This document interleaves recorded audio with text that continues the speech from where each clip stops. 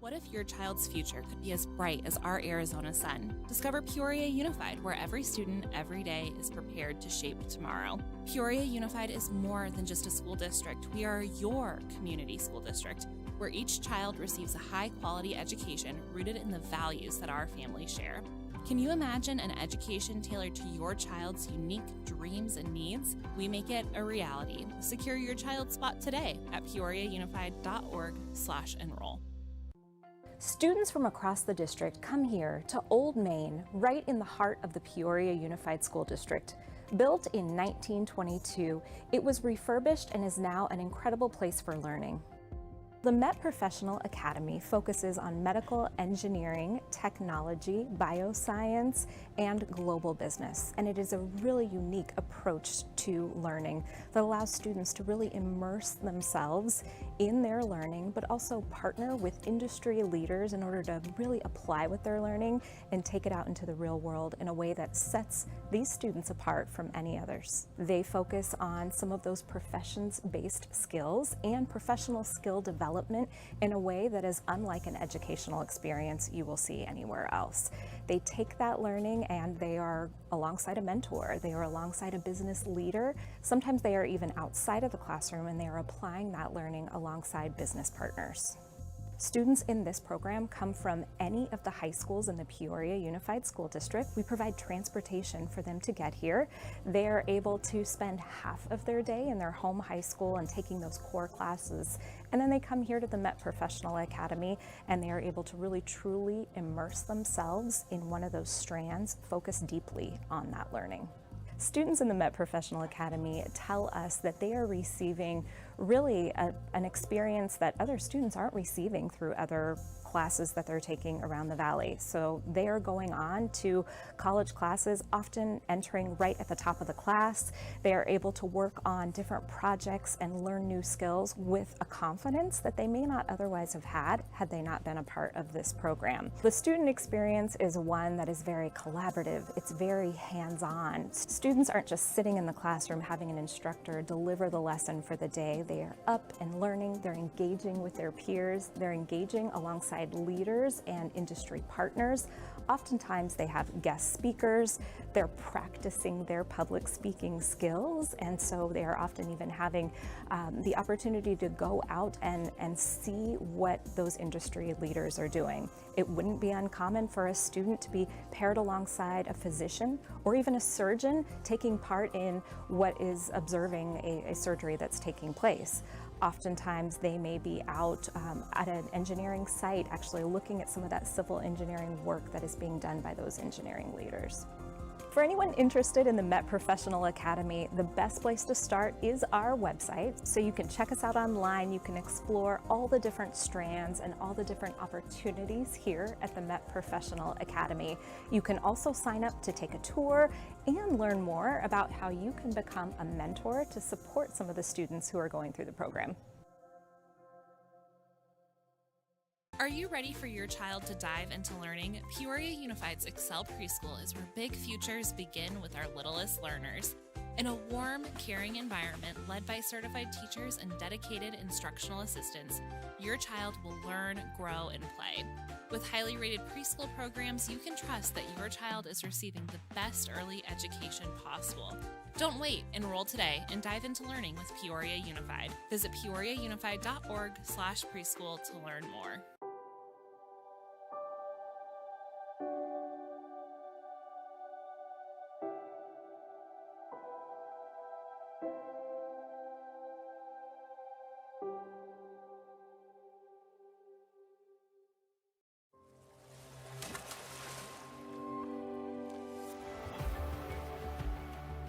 The CTE program has been extremely important for my development throughout high school. Without it, I wouldn't have found my passion for firefighting, and I'd probably still be kind of lost in terms of my future.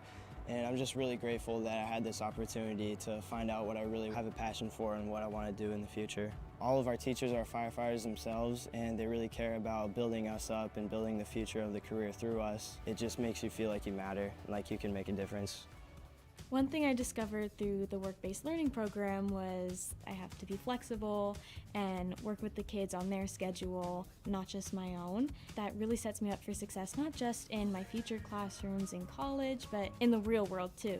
Through this program, I've learned a lot about Microsoft Excel, and the skills I've gained from that, I've been able to apply on the job, as well as in 2 weeks I'm taking my Excel certification test, so it's really prepared me for that. I interned with them for about 4 months. Once the semester ended and my class finished, they asked if I wanted a job here. I really love working here because I'm not just getting high school level coursework, I'm really getting hands-on experience. When I finish college, I'll have 5 years of industry experience while my other peers might just be getting into it. Other students should enroll in the CTE classes because they're just so much different than your ordinary classes. You know, you're not sitting behind a desk and taking notes. You're getting up, you're actually doing labs and stuff. When it comes to film, you know, every week you're going out, you're filming something new. You're just constantly up and doing things, and it's definitely different and more fun than like the regular class structure. I got an internship here at Liberty Wildlife, and we're working on a VR simulation project that mimics the orphan care facility that they have here at Liberty Wildlife. I've been working with like a group of 4 students, and we've merged our skills together, and it really just drove my passion towards designing this VR simulation that we have today. I'm excited what the future holds for me, and I feel like this experience has helped me be hopeful that I could do great things in the future too. My goal as a freshman was to have a consistent 4.0, but also have hands-on experience. And so that's where I took the construction classes. You know, I took those, and then I got invited to the internship, and it's honestly been a blessing being able to do it. You know, and the job site behind me, some of that veneer I placed myself, and I laid it myself. One thing, you know, I can recommend for CTE is the hands-on experience you can get, because most people learn by doing. You know, you can't just expect to be good at something. You've got to do it 30 times to even be good at it. But that hands-on experience is very important. It's my world. It's my future. It's my plan. I have a story to tell.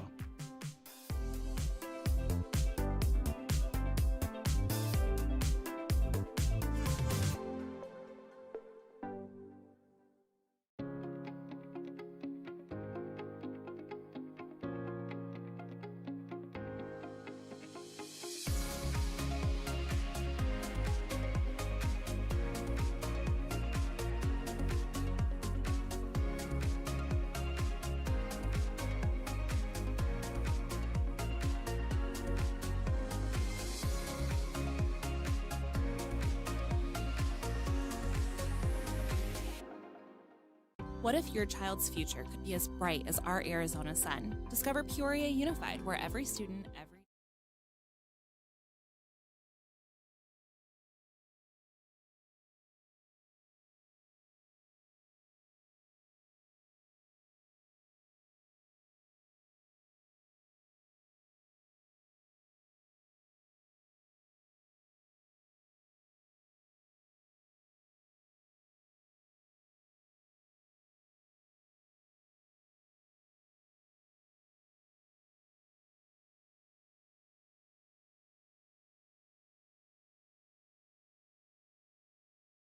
Welcome to tonight's board meeting. We're excited that so many people are coming to join us. We wanted to excuse President Toby, who is out of town with his family. He is joining us remotely. Are you there, President Toby? Good evening. Yes, I'm with you guys. Wonderful. Thank you. We're going to start with 1.1. I'm going to call this meeting to order at 6:02 p.m. We're going to move to 2, opening exercises, moment of silence, pledge of allegiance, and preamble of the Declaration of Independence. As we do this, I'm just going to ask that we remember one of our very cherished employees who is going through a battle with brain cancer right now. So we are praying very hard for Mr. Gardner and his family as he embarks on his treatment plan. Mrs. Bowles, would you like to lead us?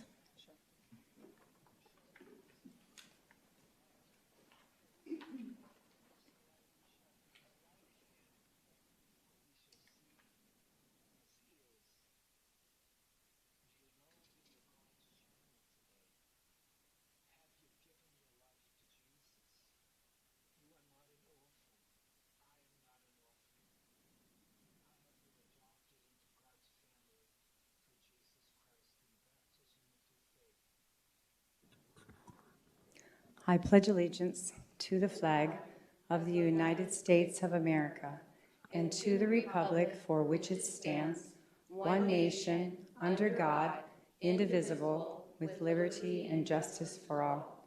We hold these truths to be self-evident, that all men are created equal, that they are endowed by their Creator with certain unalienable rights, that among these are life, liberty, and the pursuit of happiness.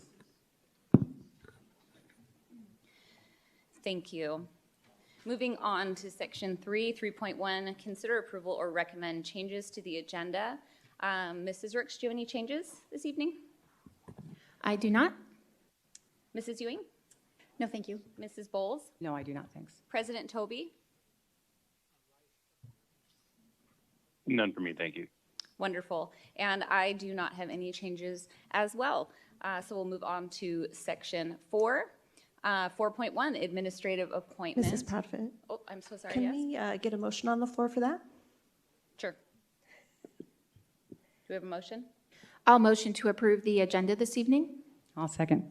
Thank you. And we're going to be doing voice voting tonight because President Toby is not present. Mrs. Rooks? Yes. Mrs. Ewing? Yes. Mrs. Bowles? Yes. President Toby? Yes.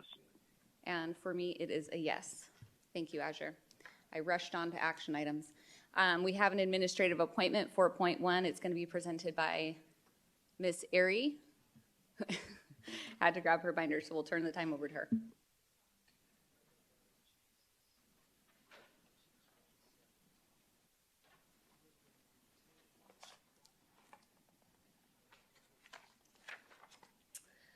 Good evening, Mrs. Proudfoot, members of the board, Mrs. Rodriguez, and guests who have joined us this evening. It is my pleasure to be before you this evening on behalf of our interim superintendent, Mrs. Talia Vicentainer.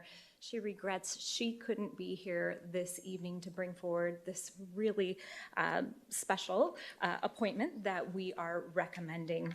Administration is pleased to recommend Mrs. Christy Davis as the Director of Human Resources supporting our classified staff. Mrs. Davis currently serves as the Benefits and Compensation Manager for the Peoria Unified School District and is the district's most recent recipient of the Raymond S. Kellis Leadership and Support Staff. In her 12 years serving as the Benefits and Compensation Manager, she's grown our benefits program to one of the best regarded in the state of Arizona. She continuously prioritizes supporting our staff throughout her career and in their transition into retirement. She also serves as our liaison to the Valley Schools Insurance Trust. Mrs. Davis's time in this role has been marked with excellence, compassion, and collaboration. Prior to this leadership role, she was Peoria Unified's benefits assistant for 4 years. Before joining Peoria Unified as an employee, Mrs. Davis worked for Financial Management Control as the Director of Administration for 7 years and the Executive Assistant to the Vice President of Marketing at FM Services Corporation for 4 years. Mrs. Davis is also a proud Cactus High School alumni and the proud mom of 2 Centennial High School alumni. We are very pleased to be before you this evening to recommend Mrs. Christy Davis for this appointment. Thank you. Board members, we'll go to you for questions. Mrs. Rooks, do you have any questions? I do not, thank you. Mrs. Ewing? Mrs. Bowles? I do, thank you. Is there any conflict of interest that she works for Valley Schools and they are our insurance provider? Mrs. Proudfoot, Mrs. Bowles, she does not work for and is not employed by Valley Schools. She is a liaison from the district to Valley Schools in order to bring back information on behalf of the district. President Toby, any questions? None for me, thank you. And I don't have any questions either. Do we have a motion on the floor? I will move to approve the administrative appointment of Christy Davis for the position of Director of Human Resources, classified staff, effective July 1st, 2026, as presented. And I will second. Azure, can you take us through a voice vote, please?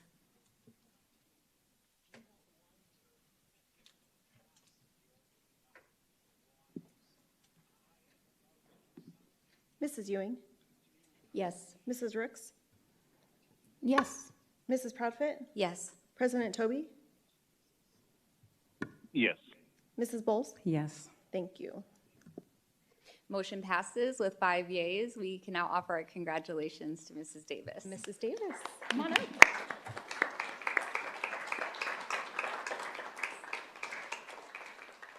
Thank you. President Toby, Clerk Proudfit, members of the board. You all have seen me before. I do not love public speaking. I like to be behind the scenes, but I am extremely excited to start in this new endeavor and continue to support our staff in a different role, still within human resources, but still able to expand in my supports across the district. So I thank you so much for your support. Thank you so much. Mrs. Rooks, any comments? Yes, I look forward to seeing your work in this position this year, and it was pretty exciting to see you get the Raymond S. Kellis Leadership Award. I remember that, so I was glad to see you and your name come across for this position. So look forward to see what you do this year. Congratulations. Thank you. Mrs. Ewing? Congratulations. I'm super excited for you in this position. Is that your family that you brought over there? My wonderful family over Yes, here, yes. yes. Thank you so much for coming out, and thank you for allowing us to have her in a new and elevated position. And I'm super excited to see what you bring to this position, and I can't wait to learn more about you. But congratulations. Thank you. Congratulations. I was watching your daughters doing this back there, so I knew they were your family, which is a highlight for us. It is for me, for sure, to see the family here. I'm proud of Mom and, you know, all of your accomplishments. So thank you for all you do, and I'm sure this is going to be a good fit, and congratulations. Looking forward to see what you do in the position.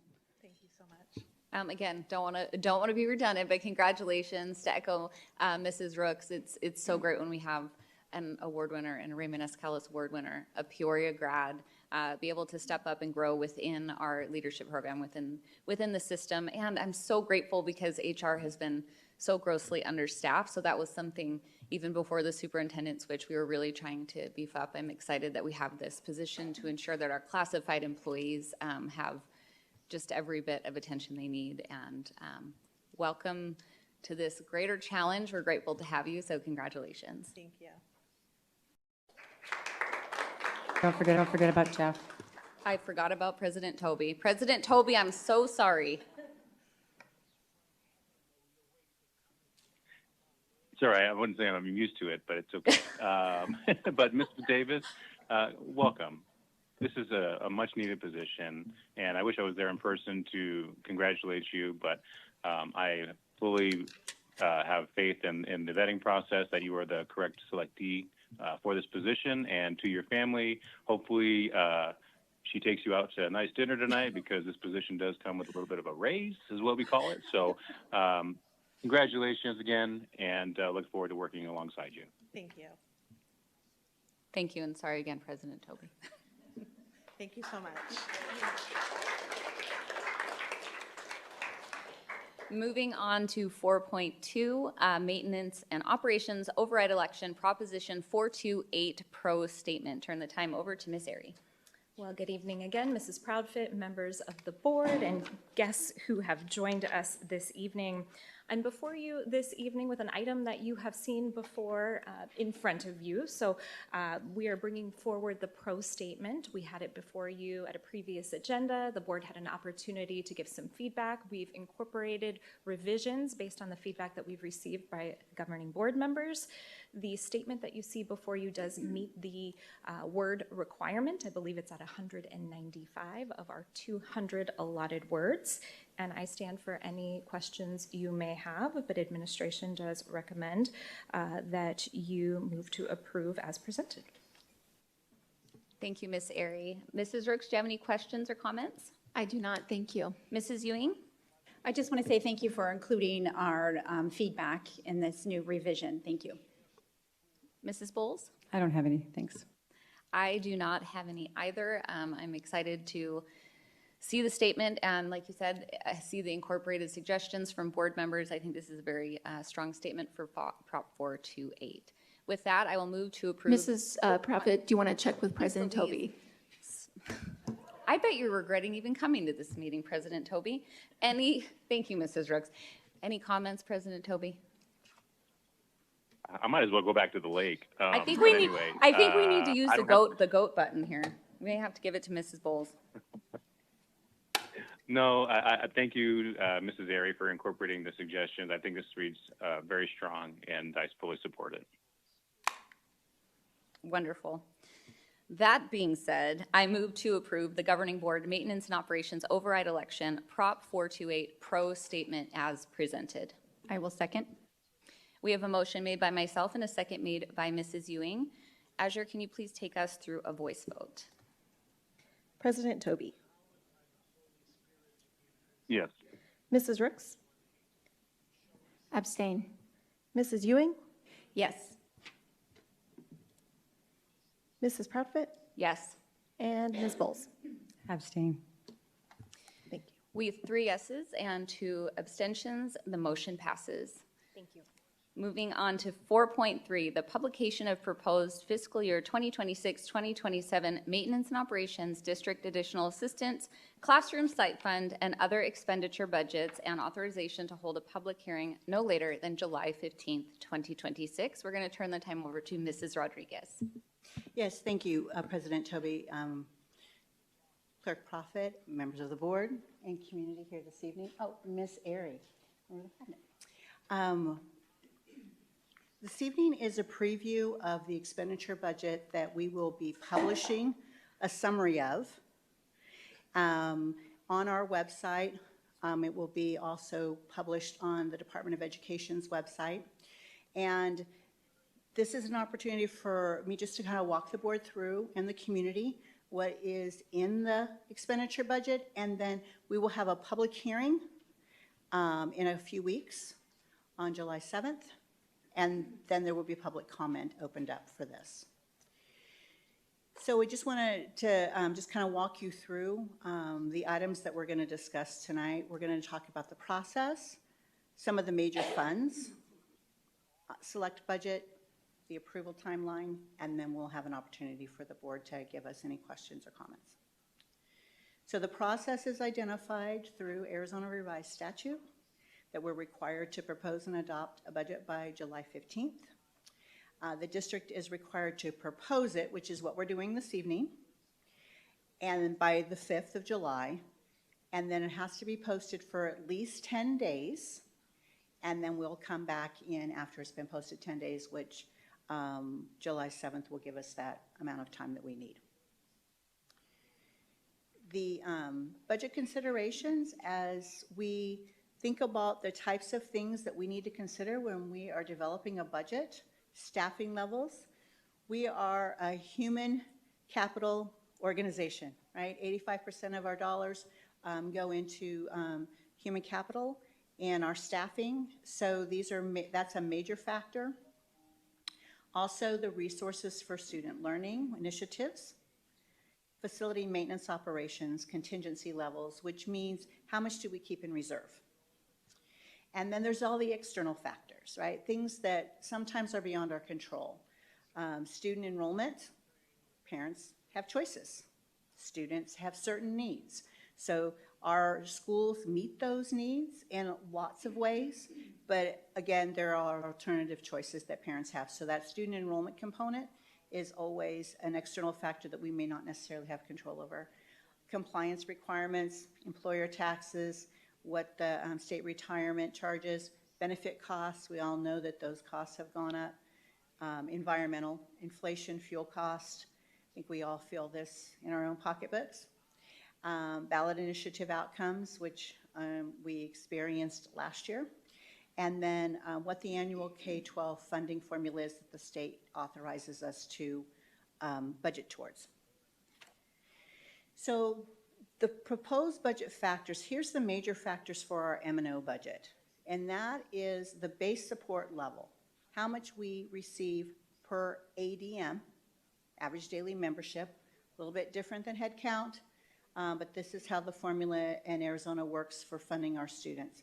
So as you can see, this is a major part of our budget.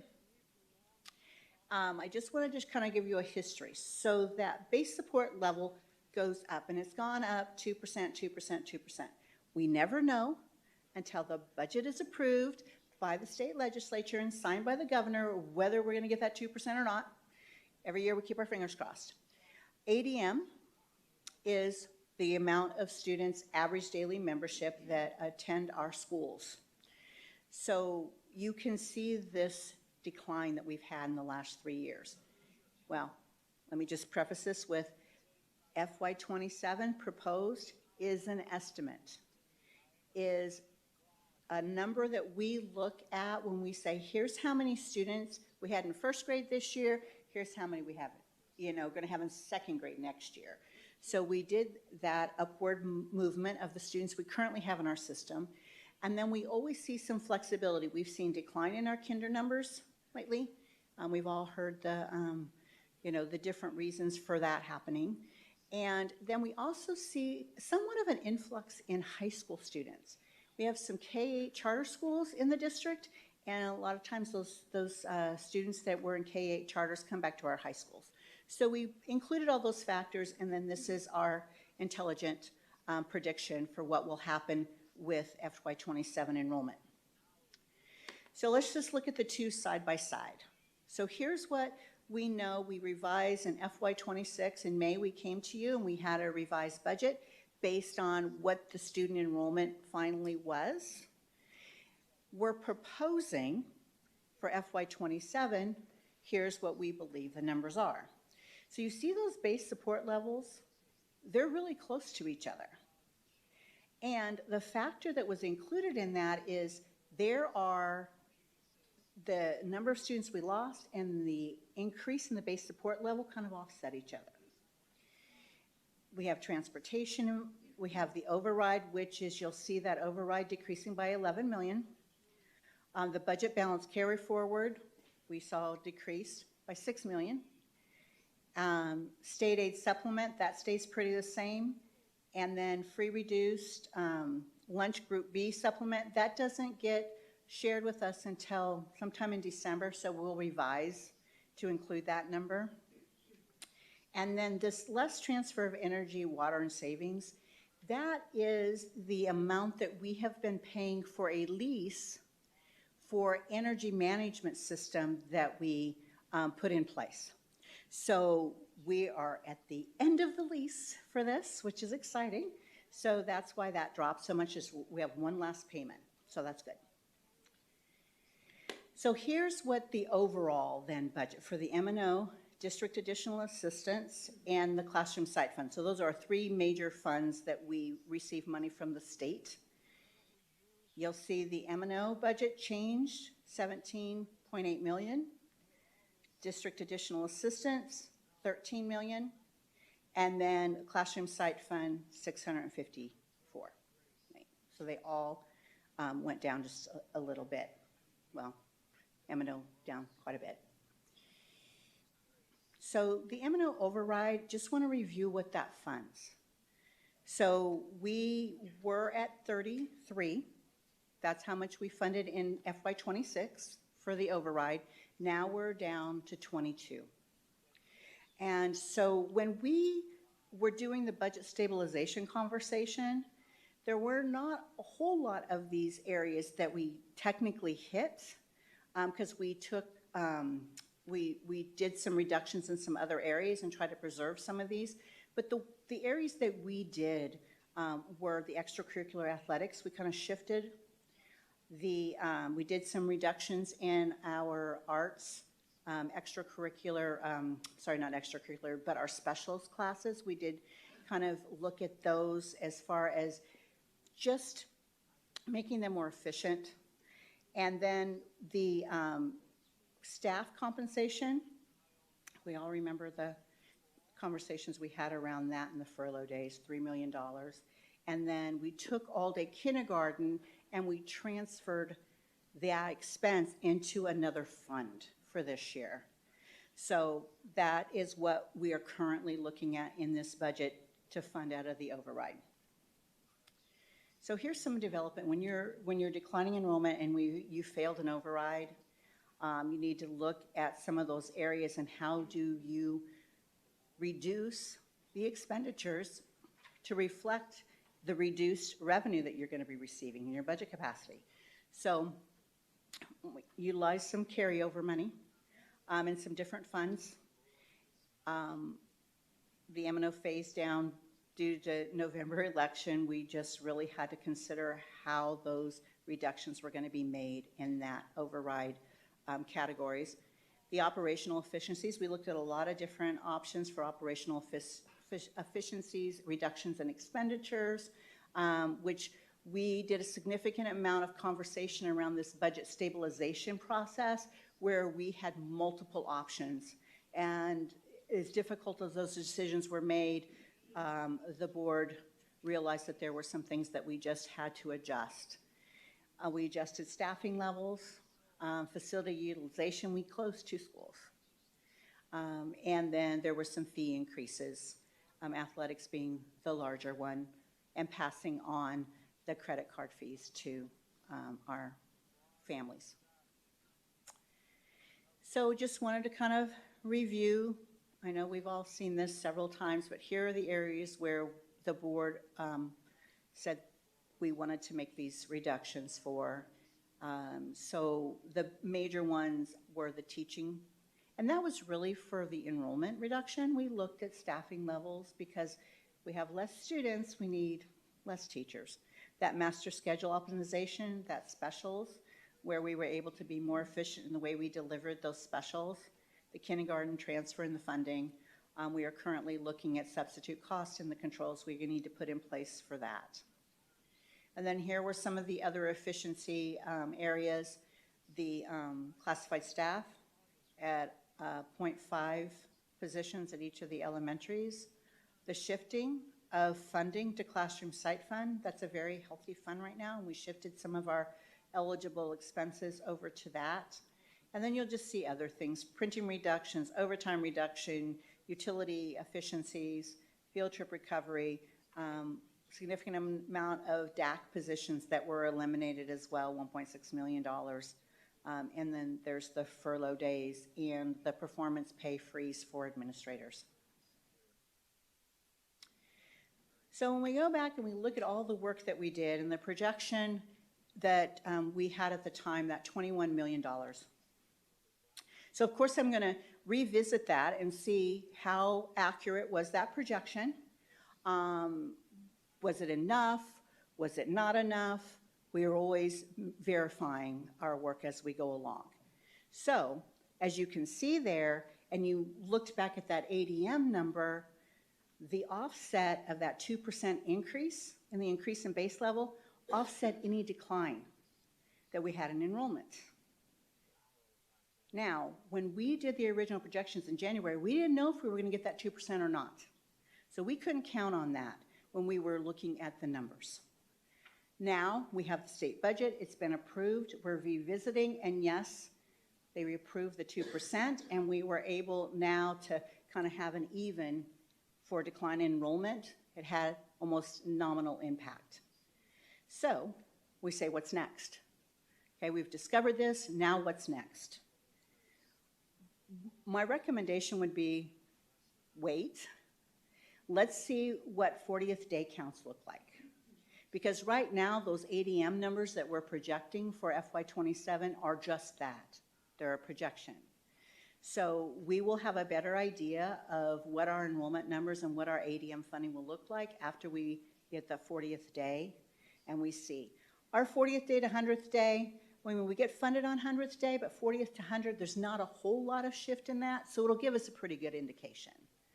And then we can revisit. We can talk as a, as a leadership team and the governing board, okay, so what do we want to do? Do we want to revisit those reductions that were made? Do we want to allow to keep building up, put it back in our carry forward? There's lots of different options. So that's kind of the what next for now.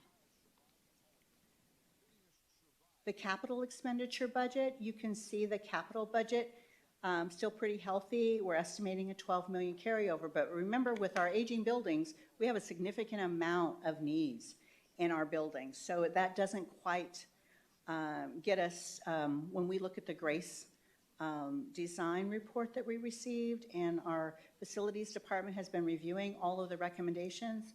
It's totaling close to $300 million that we would need to get our facilities up to, you know, some different standards and some of the improvements that we need to make. But I just want to do a snapshot of here's the capital projects and priorities. As we do every year, we sit down with departments, we take a look at what the overall needs are for the organization. Of course, the textbook adoption, which came to all of you a few weeks ago, that's our number one, of course, priority. Make sure that's funded, along with instructional software that we use in our classrooms. We're a little more than halfway done with our Liberty Edition. So that still is going to be funded out of FY27. Cactus and Peoria pools. So Cactus Pool we own. So we're responsible for making all of the improvements to that. And as the pools get older, you know, there's some significant things we need to keep those pools safe for our students. The Peoria pool, because of the age of that pool, there were some significant improvements that needed to be done. And this is just our share. City of Peoria contributes the other half of that. So it was pretty major improvements in Peoria pool. The remodel for the Pioneer to the Peoria alternative pathways, we've been working on that. There was some construction and some facelift, if you will, that needed to be done on that campus. So you see that on here, the remodel for Cactus to make it as 7-8 grade areas. So there were some adjustments in there as well, some bathrooms, some showers, some you know, elevating facelifting for that as well. Safety and security needs, we look at that, we manage that, we monitor that all the time. And these would be things like maybe a gate needs to be moved, or fencing needs to be put up or improved, or maybe there is a entry button, buzz-in button that needs to be improved. So we've set that money aside for that.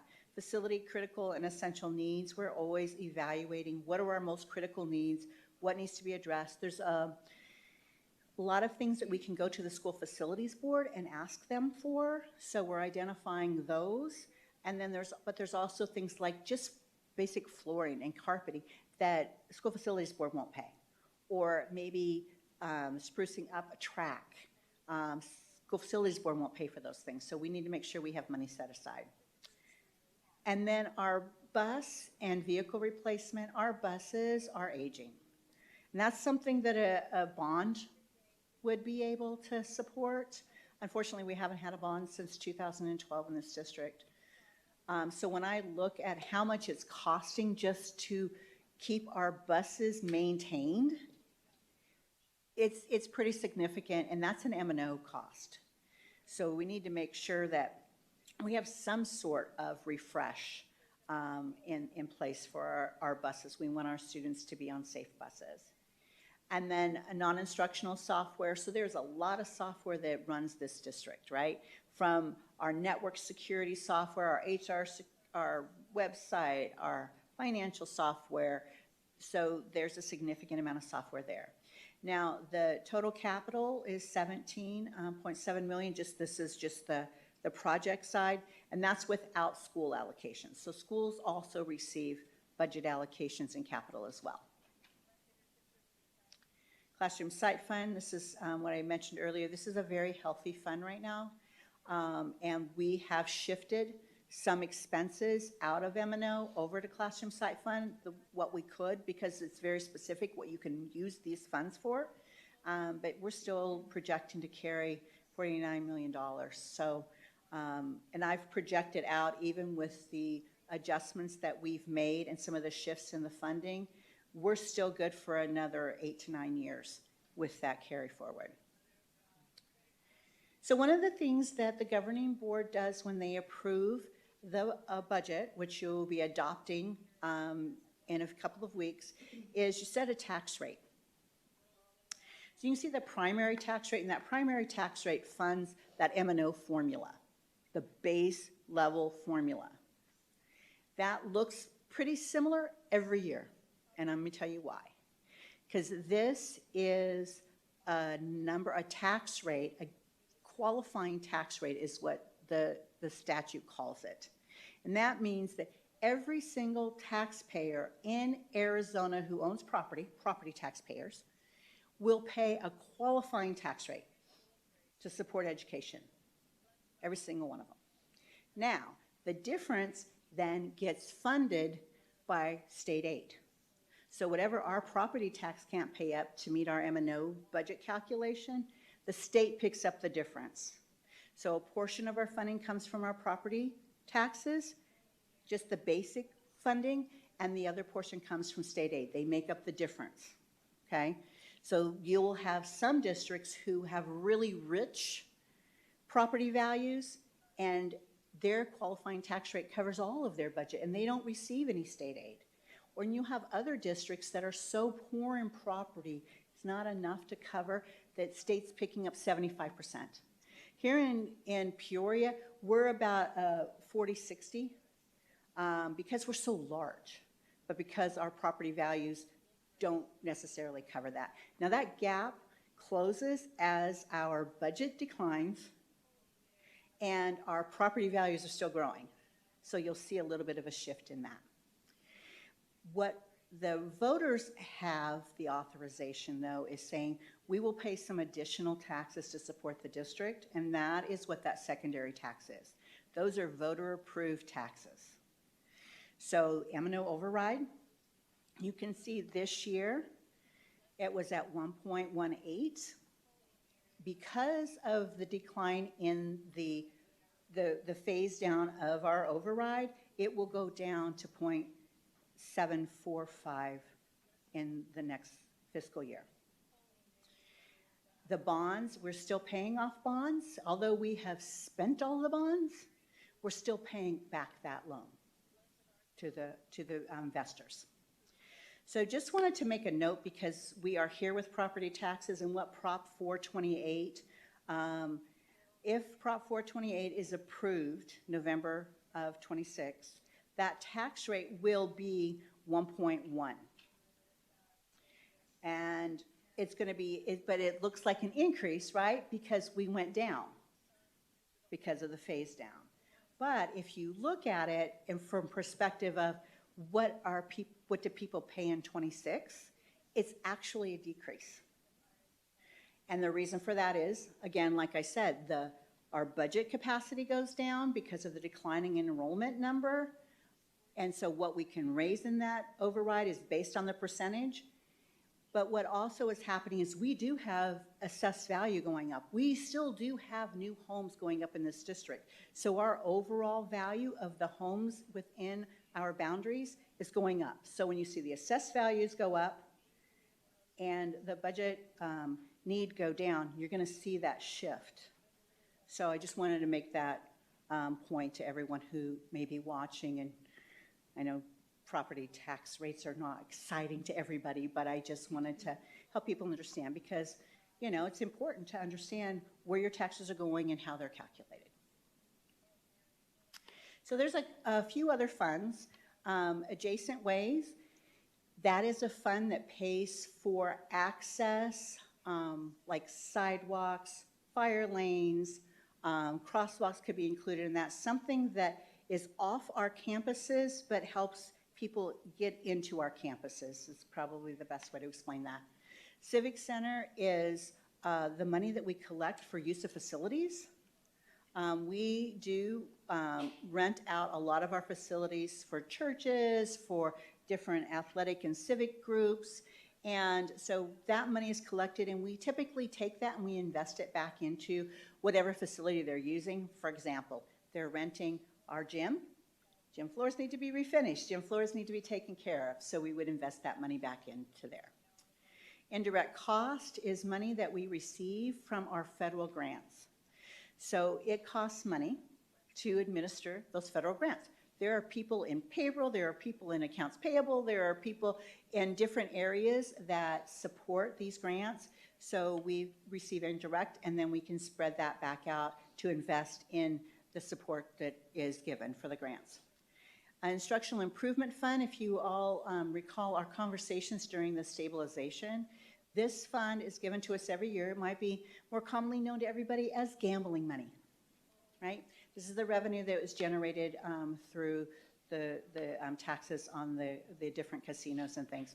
This comes back to our organization. 50% of what we receive gets paid out to teachers and in different ways. And then the other half can be used for instructional improvement programs, and that's where we're funding our half-day kindergarten out of next year, because a K-3 reading program is under statute qualifies for that money. And federal and state grants, that's your Title I grants, your IDEA, which is your special needs federal grants, and then also what is in this is our safety grant, that $3.4 million that we were awarded. It was approved yesterday by the State Board of Education, so that's included in there as well.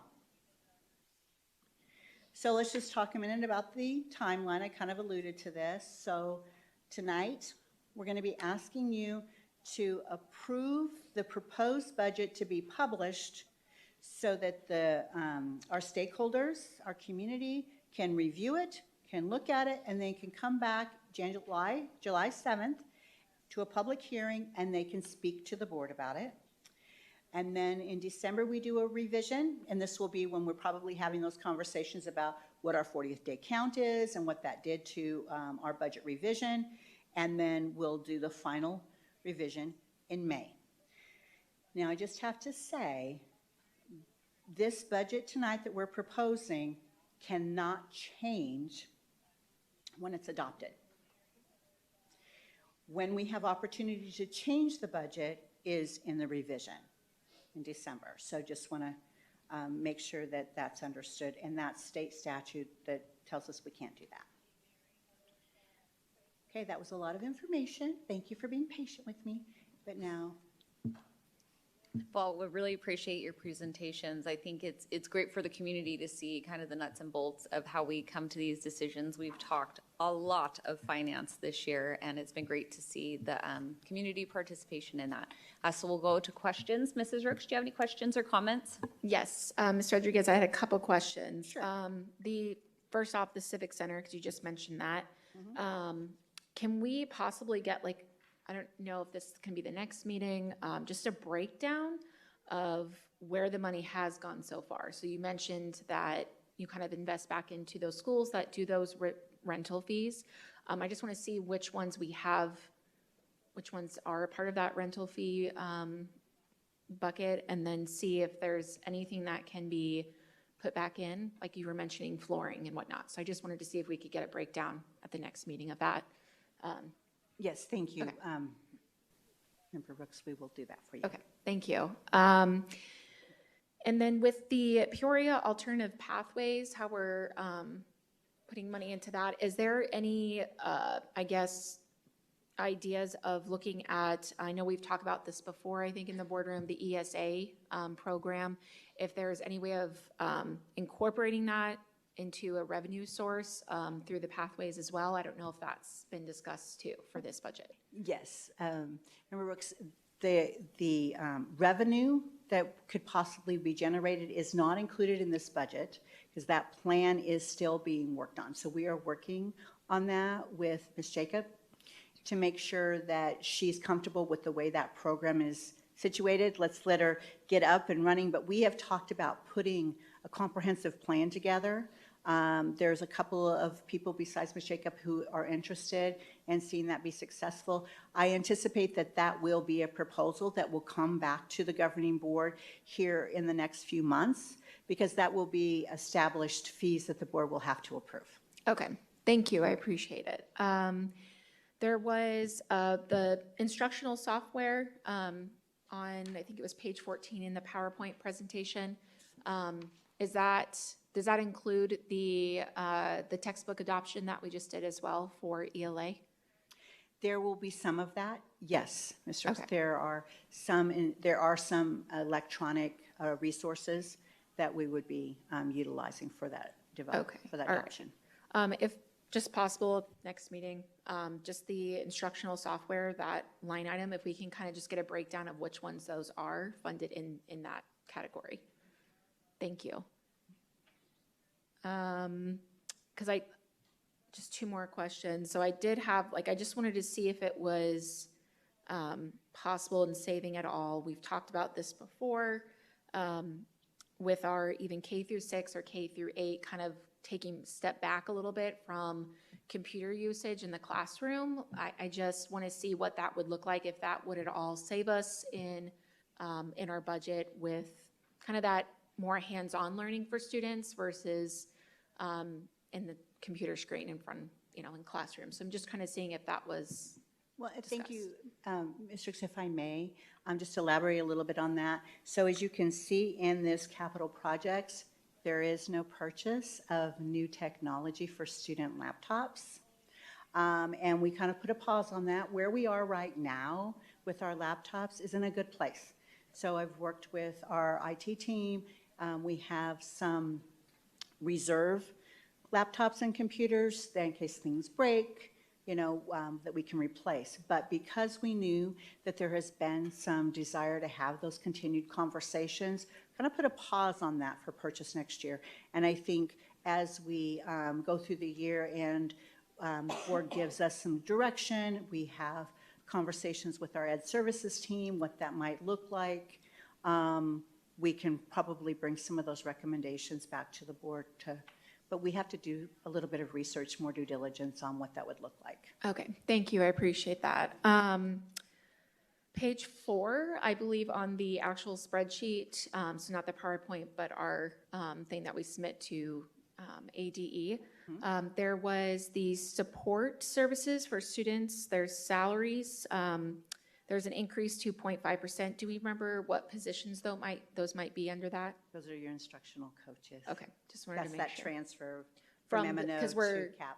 Okay. Because that's Classroom Site Fund, that page you're looking at? Yes, yes. And is that going in with our plan of kind of taking a step back from all of the different companies that we have for instructional aids? We're kind of looking to hire more of our own versus going through a contract with a company. Does that ring a bell of? No, I don't believe that was a consideration in that particular line item. That was just those coaches were funded out of M&O and now they're being funded out of Classroom Site Fund. Okay. Are those our curriculum coaches or the instructional? Those are our curriculum, our math, science, our specialist coaches. Okay, sorry, I thought you were saying the instructional aids, so no. sorry. Okay. And then just last question, we've had a couple emails coming through. Some staff were wondering if, based on the budget presentation tonight, if there's any discussion on the furlough day. There was mention of, is it possible to look at that, getting an extra furlough day back to our teachers with regards to the budget? So are you able to kind of touch on that? Yes, thank you. Member Brooks, that is the conversation where I had projected 21 and now it's down $2.9 million that, we might have cut a little bit more than we needed to based on what we're seeing now in the funding formula. But that is where I'm asking, can we pause and wait until we get the 40th day? Although I like to feel like my projections are fairly accurate, I would feel better if we would just wait and make sure that the students actually do come and we do receive that funding. And then I think that's the conversation we have after 40th day, probably sometime in November, December, when we bring back the revised budget. Now, we are having one furlough day, July 31st, but the other two aren't till after the first of the year. So I think that, yes, it's definitely a conversation that the board can have as far as how they want to use that additional money that we've been given based on the formula. Okay. Yeah, I think the emails were just mentioning looking at that furlough day in May, so that if we wait till that November, December timeframe to see what we have, I feel like that would be a good look is the May date. So just wanted to make note of that. But thank you, Ms. Rodriguez, for answering my questions. That's all I have. Mrs. Ewing? I'm going to ask you, was there any folks, public comment to that? Okay, just checking. So question for you. You mentioned that when we talked with Grace Design that there is a possibility of filling out some of the things that we need done through the school and submitting to the school facilities. Do you know when we would know what would qualify, how that would account, that type of thing? Thank you. Member Ewing, that is quite a process.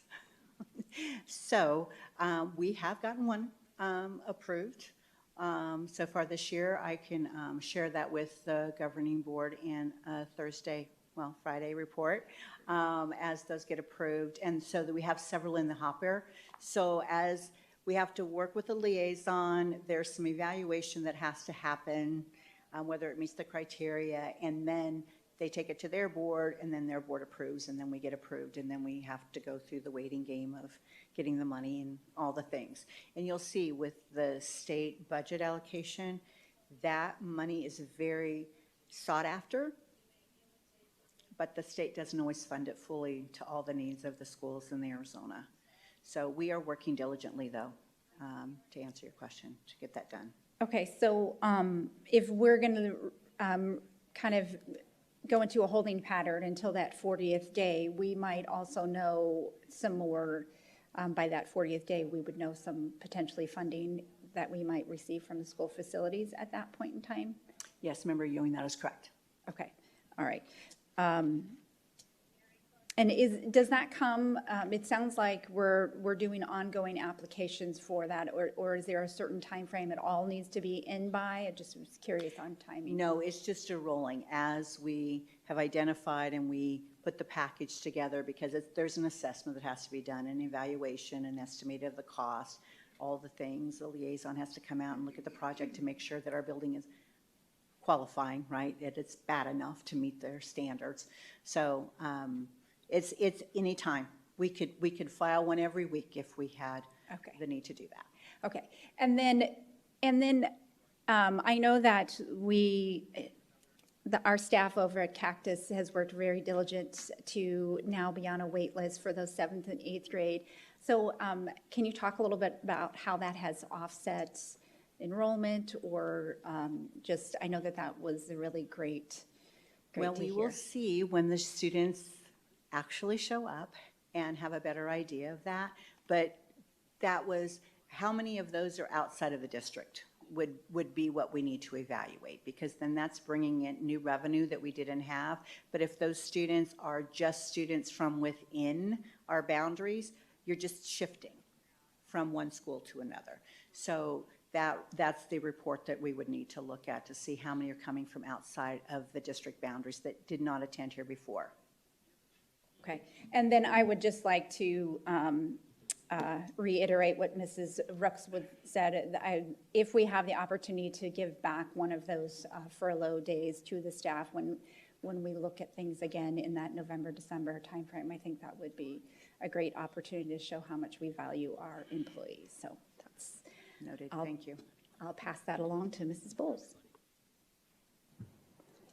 First, thank you for presenting in a way that most understand, and you do such a good job at explaining, and a thorough job as well with financial, can be very complicated in schools. I'm not sure if that's on purpose, but we won't get into that. So I had much the same questions. I wrote down the email, the furlough day, which you've already answered, so I appreciate that. Giving back, I think that person who sent the email said it's about $1,000 cost on the employee side. That's what they lose. Mm-hmm. So for one furlough day. So I think we can do that. I think that if we call it, classroom site funds, and those things need to go into the classrooms and into the teachers' pocket. I also was going to ask about homeschool. I know that when we went over to Mesa, I didn't, to look at their program, their 7th and 8th grade, Dr. Hernandez was part of that. I don't even know if you were part of that, doesn't matter. But they also have a school, because I'm going to go tour it for other reasons, but they have a school that they use specifically for, and it's actually pretty successful, for homeschool. I don't think it's ESA, but for homeschool, they use the school, they pay rent. I don't know all the ins and outs, but have we looked into that as well? Yes, Member Bowles, we have Okay. looked into that program as well, and that's part of the model that we're looking, would that work for Peoria families? So that will be part of a proposal that we would bring to the board. Okay. Any idea when that would happen? No, I currently don't have a timeline for that, but I will follow up with the staff that is currently working on putting that proposal together. Everybody, Ms. Jacobs, one of them, and she's pretty busy right now with trying to get her Peoria Pathways up and running, but once school starts back up, we'll be able to convene and identify some tighter timeline for you. And I heard you say that K-8 high school has gone up. I'm pretty sure I said this before, but I'll say it again. The typical charter schools are not that successful past 7th grade. So to have that in the forefront, of our minds, hey, we probably should expand that a bit. That'd probably be a really good idea. Either they're open and they don't stay open, or they just don't take kids that age. But I know that that is a factor out there in our community, in every community actually, in Arizona anyway. And then you had said that did it go from 3 million? I know that you're breaking numbers down probably even before you presented even, but you said 2.9 was the last, 2.9 million was the last figure that you have. Well, that's the difference between the 21 million that Right. we originally looked at, and then when we recalculated what budget we were actually going to be receiving from M&O, it actually decreased 2.9 million. close Okay, to 3 all right, so I just want to make sure I heard that correctly. I think that's all I have. Thank you. President Toby, any questions or comments? None for me at this time. Thank you, Mrs. Rodriguez, for answering some of my questions ahead of the meeting via email, but I appreciate you breaking this down in a way that most of us are able to simplify in our own minds, so thank you. I just wanted to reiterate some of the things that were said for the community, just to highlight some things. So we cut $21 million out of the budget. 11 of that came from our override sunsetting, but 10 million of that came from declining enrollment. So when we talk about butts and seats and declining enrollment and where we're going to be at after that 40 days, it's literally like half of what we potentially are going to have to cut. So although you make great and I think conservative guesses about where we're going to be, I think it's vital that we have the facts of that number before we actually make concrete decisions. One thing I think it was slide 14 where you were listing out all the different programs of what we're investing in. Cactus Pool. Yep, there we go. Cactus Pool, Peoria Pool. As a business owner, when we're talking about the school system being owned by all the taxpayers, especially as we sit up here as board members asking them to pay taxes into our schools, I want to know if I'm offering a good investment. I think we've done a really, really good job with where we're placing money, because half of this list, these are revenue generators for our district. So we're not just pouring money into schools to get them the best that they can be. We're literally creating new programs to bring increased streams of revenue so that we are not so dependent on overrides, on bonds. So I'm very excited to see where that work goes next year. Obviously, I've sat up here and talked ESAs, as has Mrs. Rooks, a lot. And so my request would be with the homeschool and ESAs, if what we're thinking is we want to wait till that 40-day mark, which I think is very prudent and wise, my ask would be that when we have that discussion post-election, post-Prop 428, and then also as we come back with possible addendums, I would love just to have a date attached to that, because I know we've been talking about it for a long time, but if we can have that be part of that discussion, I think as a board member, that will make my decision a lot easier, is being able to support those ESA students. I've talked about, we were ESA parents for one of our children, and so just ensuring that as a district, we're able to recapture that. And I know you've been working with MESA to figure out this new way that we can bring a more dynamic education option to our students. There are so many really exciting things happening with our eCampus expansion, with Peoria Pathways happening. There's just a lot of different ways that we are trying to innovate, again, streams of revenue. And so I appreciate how conservative we are, because there are so many school districts that aren't. and they end up in really bad situations. So it was painful for, I think, everyone to cut what we did, but we're still here functioning with full staff, even though we were able to do that. And so when we talk about the furlough days, I very much would love to wave my magic wand, give the teachers a raise, and have no furlough days. That is not the reality that we're living in. Again, I think that we need to proceed cautiously as our override is continuing to sunset next year unless the voters make a different decision on election day this year. So to deplete our carry forward further at this point, I don't think is prudent. And I think we'll just have a better scope in December with what new streams of revenue we can generate. Of course, my intention would be revisiting that so that we could hopefully be able to alleviate that burden from our staff. So all that to say, I move to approve the fiscal year. Mrs. Proudfit, do you want to give Mr. Toby a chance to ask questions? He did. Oh, he did. I actually remembered this time. Yeah. Okay, just wanted to make sure. Okay. Thank you for reminding me. Yes, so I move to approve the fiscal year 2026-2027 proposed expenditure budget and the publication of the proposed fiscal year 2026-2027 budget summary and hearing notice, and authorize a public hearing be held no later than July 15th, 2026. I will second. We have a motion made by myself and a second made by Ms. Ewing. Azure, can you run us through a voice vote? Mrs. Proudfit? Yes. Mrs. Ewing? Yes. President Toby? Yes. Mrs. Rooks? Yes. Ms. Bowles? Yes. Thank you. With 5 yeas, the motion passes.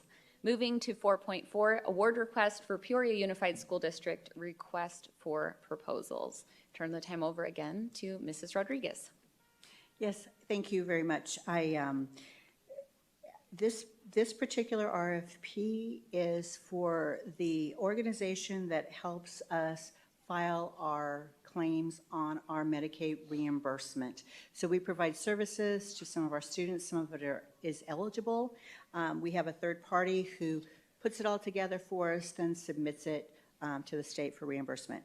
So we are asking the board to move to request. We are not awarding yet. We are awarding. Thank you. We've already gone out for the RFP. We're awarding. So we're asking you to award to a company called Go Software, which is Go Solutions. Sorry. Oh, I can't read tonight. Go Solutions. And that is the current company that we actually work with. Wonderful. Mrs. Rooks, any questions or comments? No, thank you. Mrs. Ewing? I don't have any questions. Thank you. Mrs. Bowles? No, I don't have any thanks. President Toby? None for me, thank you. And no questions for me either. Thank you, Ms. Barwick. I see you over there. Our resident extraordinaire of procurement over there, thank you for your work on this. I just need a motion on the floor. I will move to award Peoria Unified School District request for proposals as listed below. This will be a multi-item contracts awarded for 1 year with up to 4 annual renewals.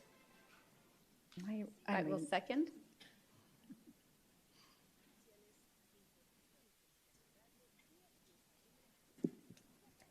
Mrs. Rooks? Yes. Ms. Bowles? Yes.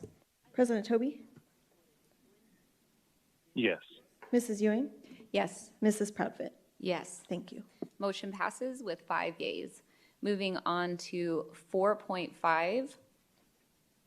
Approval to add new cooperative contract for fiscal year 2026. Mrs. Rodriguez. Thank you, President Toby, Clerk Prophet, members of the board, and community members. So this evening, what you have in front of you are co-ops or RFPs that we are asking the board to allow us to use for different various areas. So you see that we have one for food safety sanitation consulting, field trips. So because of the size of the district we do exceed usually $100,000 in field trips. And so there's the list of field trips. Now granted, these are RFPs for other districts that we are writing on. So when you look at that comprehensive list, what we're bringing to you is all of those vendors that are on that RFP, not necessarily that we're going to use all of them, but this is what those RFPs will include that we could potentially use. And then we have sports equipment and supplies, and then the ELA supplemental resources and curriculum. And I did work with Ms. Sherry to make sure, Piazza, so that all of these are compatible with what we currently have adopted. Because we want to make sure that there's that continuum of the way we model our ELA instruction. So, having said that, is there any questions regarding these? Thank you. Mrs. Ricks, any questions? I guess the only question I would have is on the SAVE RFP for the English Language Arts Supplemental Resources Curriculum. Just from those companies specifically, which ones we are planning to use with the ELA, if there is going to be any kind of what we've done in the past with the letter that they give over for the DEI initiatives. I just want to make sure that we have those on file with each of these companies and what they are going to be, how's it going to be, I guess, monitored in regards to online portion. Okay. Great, thank you.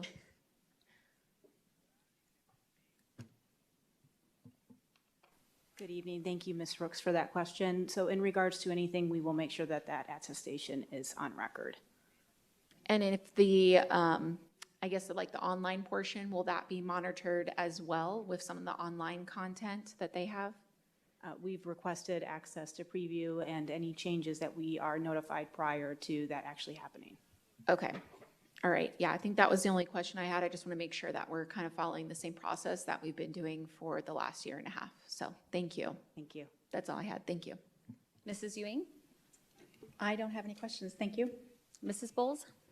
I do have some questions and comments. McGraw-Hill, I remember that being one that we did give an attestation, or at least offered that to, and they didn't respond. So just FYI, I don't know if they are going to respond to our request, or maybe they have since, but I just remember Dr. Hernandez working with a couple companies, Savas being obviously one of them, but I'm familiar with their curriculum, so that it stuck in my head. And Scholastic, those are the two that I, as one board member, are most concerned about, that they do follow, no DEI, no, those kind of things that we've already voted on, we already have in policy. So the adaptation letter, again, I don't know if they've refused that or just didn't respond, I don't remember, but I do remember them being offered that with McGraw and Hill. Good evening. Thank you, Mrs. Bowles. We do have, through the RFM for the ELA adoption, we have for both of those companies, we do have attestations. These are also supplemental for existing resources and materials that support other courses outside of the core adoption. That's why we have them. But in relation to the ELA RFM, we do have them, and we would pursue updated should we move forward with any additional purchases. Okay, and then I just have one request. Can you bring that information back to the board if there's one that doesn't, change curriculum or whatever they decide to do? More than just giving them a letter, because that means they have to change some things in some of their curriculum. And again, I know McGraw and Hill were not willing to do that the last, I don't even know, was it a year ago? I think it was. So just bring that information back to the board. That would be helpful. We will keep you updated. Thank you. Thank you. President Toby, any questions or comments? None that hasn't already been asked. Thank you.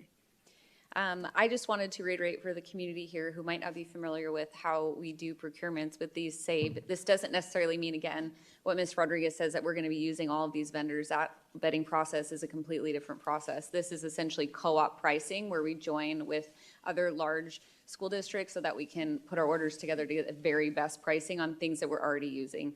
But to Mrs. Bowles' point, this doesn't allow McGraw-Hill to bring in anything without a board vote. But thank you for being so diligent to make sure we have all those attestations. I know the academic services has worked very hard to go back and forth, and we've been able to, I think, really move the needle with that and ensure that our students are getting the very best curriculum in front of them. I just need a motion on the floor. I will move to approve and ratify the addition of the cooperative contacts listed below. Each recommendation has its attached summary. I will second. We have a motion made by Mrs. Ewing and seconded by myself. Azure, can you please run us through a voice vote? Ms. Bowles? Yes. Mrs. Ewing? Yes. President Toby? Yes. Mrs. Proudfit? Yes. Mrs. Rooks? Yes. Thank you. Motion passes with 5 yeas. Before we move to 4.6, I have the public comments up here. Emily Saturn, you have 2, but it does not specify. I just want to make sure you have 2. So I'm assuming 1 is general, but is there another? I just want to make sure I don't, if there was something. 10.1? Okay, perfect. Okay. All right, moving on to 4.6, job description modifications, special project manager, presented again by Mrs. Rodriguez. Thank you. Clerk Prophet, President Toby, members of the board, and our community. So this job description is being modified based on what we have recognized our needs are for the organizational structure of our master capital plan. Currently, we are working at closing a couple of schools. There is a lot of work that goes to coordinating all the things that happen when you do that. But this is more of a position of not only overseeing all of those projects to make sure that they're on time and that they're meeting everybody's needs and coordinating all the people that are involved in making that happen, but we know as an organization we have a master plan that has been given to us, produced by Grace Design. Later on in the agenda item, we are talking about putting a Citizens Advisory Committee together. We have taken this position. We have a position that's similar to this right now, but we've made some modifications to make it more geared towards that future thinking of what we know we will be challenged with in the upcoming few years. So, and having said that, because this position not only just oversees existing facilities and what we have going on, but future facilities and what that might look like, we feel comfortable funding that out of the developers' fees. So we receive what I typically call impact fees, which means developers build houses, kids come, and they impact our school capacity, right? And so instead of donating a site, which some developers do, we have a few donated sites, they will give us impact fees. We have a substantial reserve in there, about $5 million. And so this is a very appropriate type of activity funding for that. So we would like to take what we currently have in the project manager position that's currently vacant, take that from the M&O, reduce that position out of M&O, move it into the builder impact fees, and have a person who will help us coordinate any of the transitions that we are going to have in the next coming year. Thank you. Board members, questions or comments? Mrs. Rooks? Yes, just 2 questions. You mentioned developer fees, $5 million is going to be funding this position. What does that developer fee bucket, what is it, where can it go to? Is it only for positions like this, or? Thank you. Remember, that's a very good question. So it's any kind of increase, like the Liberty project could have been funded, but of course that was a little bit more than $5 million. But it can pay for increased furniture that we need to purchase. It can include additional or remodeling of existing or add-ons to new buildings. So it just really think about what our needs would be as additional students come from that growth areas. So I guess, thank you for answering that. That's interesting, bucket of money there. But if that's possible to also look at that towards down the road, if there's any way of funding out of that portion to other projects that we kind of been mentioning tonight. So just wanted to mention that. Second is, I see the job description here How will the process go for interviewing for that position? What are we looking for specifically through So the interview process? This will fall under my umbrella. I will be overseeing this because I oversee all of operations, right? So it's not just facilities that this person would be overseeing, but there's other aspects of the position. I will be working with our Human Resource Department to make sure that how this is posted is in line with how we've posted other positions. So sometimes positions are posted internally if we have valid internal candidates, and sometimes we post them externally. So I'll be working with HR to make sure it's appropriately posted.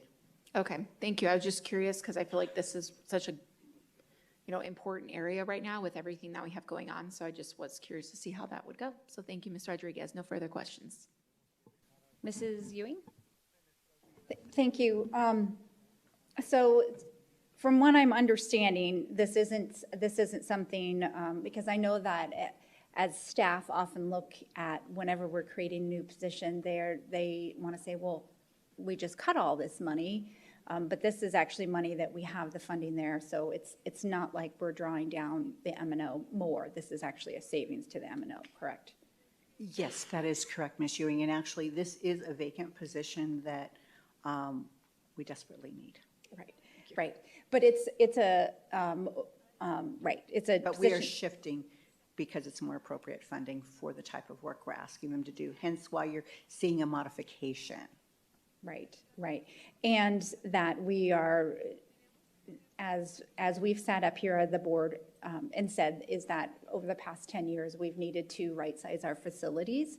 And we've started on that just a little bit, but we will need to continue to do that. And so we definitely need to make sure that this is, that we have somebody who's quite skilled at this and lots of experience and so forth. So it is very much a needed position. And so from what I'm understanding, they're going to be, they will be in your department reporting to you. Is that correct? Yes, Ms. Ewing, that is correct. Okay. I know that this is a really needed position because I know we have a lot of moving parts with what we're going to be looking forward to in the next year, next 5 years, really. So I think it is needed, and I'm excited that you were able to shift some things around so that, again, we can make sure that we're having as little impact to our M&O as possible. So I appreciate you doing that. Mrs. Bowles? Yes, just in case the public didn't hear you say the $100,000 savings that's a great amount of money. So I appreciate that. I want to ask, has this ever been a position we've had before at all? Thank you. Yes, Member Bowles, this was a position that we had last year to help facilitate some of the movement and closures and organizing. That's an enormous project. There are a lot of people involved in closing a school and repurposing schools. And then the position became vacant. And so can you just tell me who filled that position so my brain can categorize what the job actually is? Yes, that was Mike Moss. Okay. All right. That makes sense. All right. Cool. Thank you. President Toby, any questions or comments? Thank you for bringing this forward, Mrs. Rodriguez. This is a much-needed position.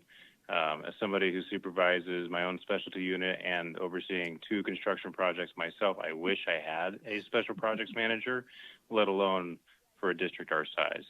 So I definitely fully support the way it's described, and also being forward-thinking about the job description moving forward in the future. Thank you.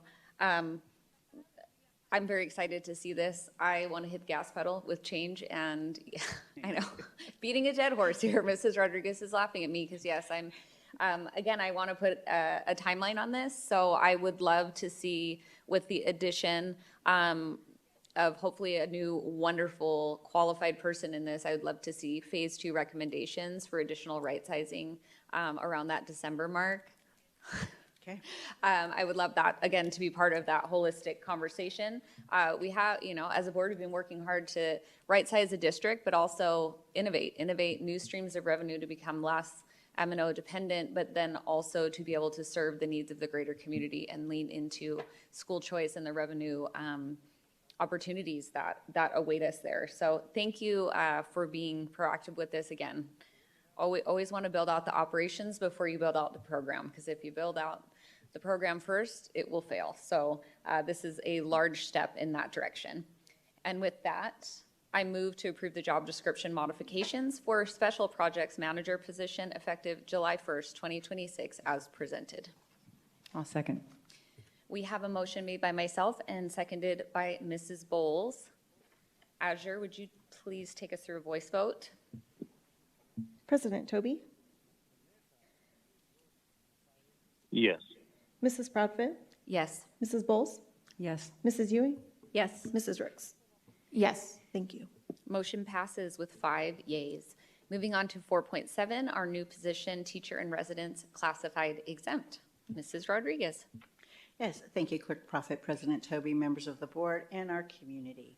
So staffing considerations, the teacher in residence model is something that a lot of school districts have implemented in the last couple of years and that universities are supporting and embracing.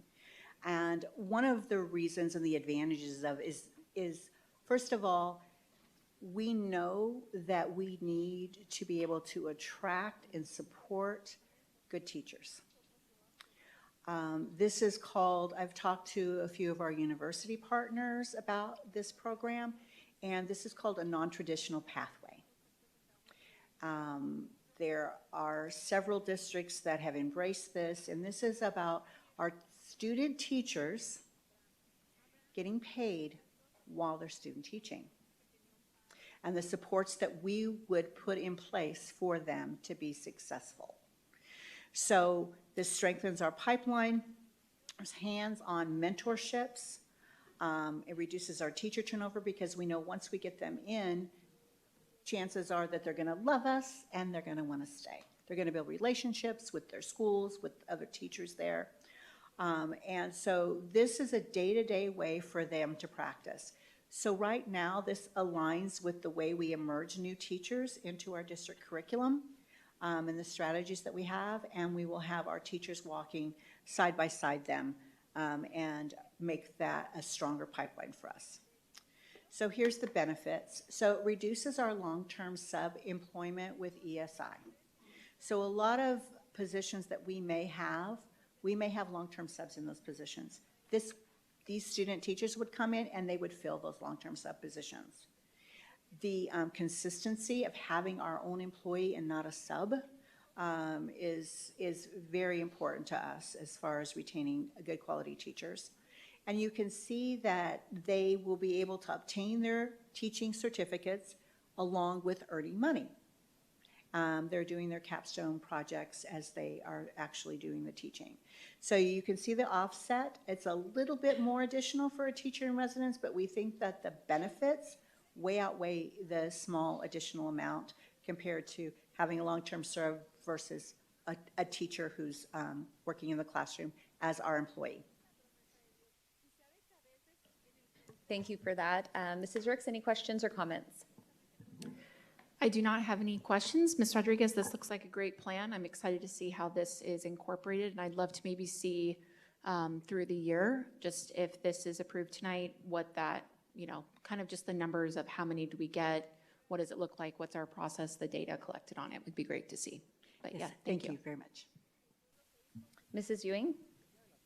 So with this particular program, I know you said that they walk hand in hand with our teachers through this. So I'm just, as those new teachers are brought on board, how are we with when we're filling those classrooms, because normally they'd be handled by long-term subs, when we're filling those classrooms, are we taking a look at the high needs that students are, where maybe they wouldn't want to be placed, we wouldn't want to place them in a classroom with an individual who's a brand new teacher? How are they being overseen? I don't know if that's another teacher in that grade level, so can you just walk me through that portion so that I can understand how that works? Yes, so just much like any new teacher that we have a mentorship, we have people assigned to those.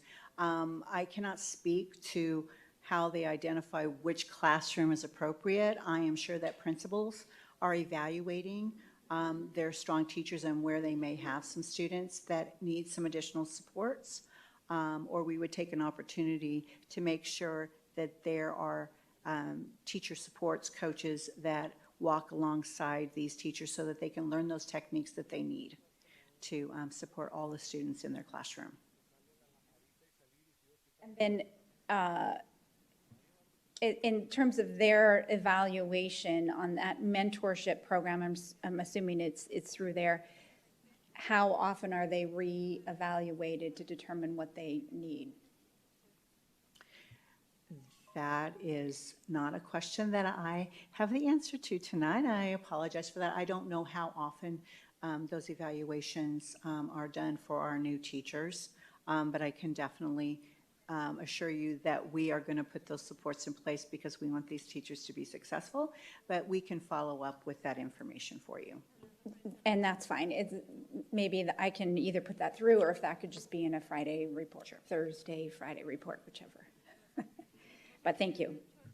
Mrs. Bowles? Yes, I am very familiar with this program. I feel like this microphone's really loud.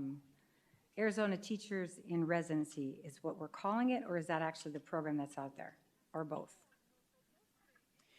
Well, we're calling it Teachers in Residency for our purposes this evening for this position. But yeah, there's different models out there. ASU has a model, Grand Canyon has a model that they're using. So they call them different things. They do. I know that the one I'm most familiar with, because I was trying to work with them in another, for teaching other teachers, Northern University has a program that is called Arizona Teacher Residency. So the public understands, which I didn't understand this when it was first presented to me, it's not like a mentorship. It is going to be that, but these programs pay the teachers for us, which is a big deal for this program in particular. I know that there's grants and things that they're tied to also with the governor's office. So part of this program that I'm familiar with, those that have a bachelor's degree, not necessarily going to school to be a teacher, but they have a bachelor's degree in something else, they will take them in and help them get their teaching certificate. Is that part of what we're thinking? In addition to the obvious, getting them straight from college? No, this is not that program.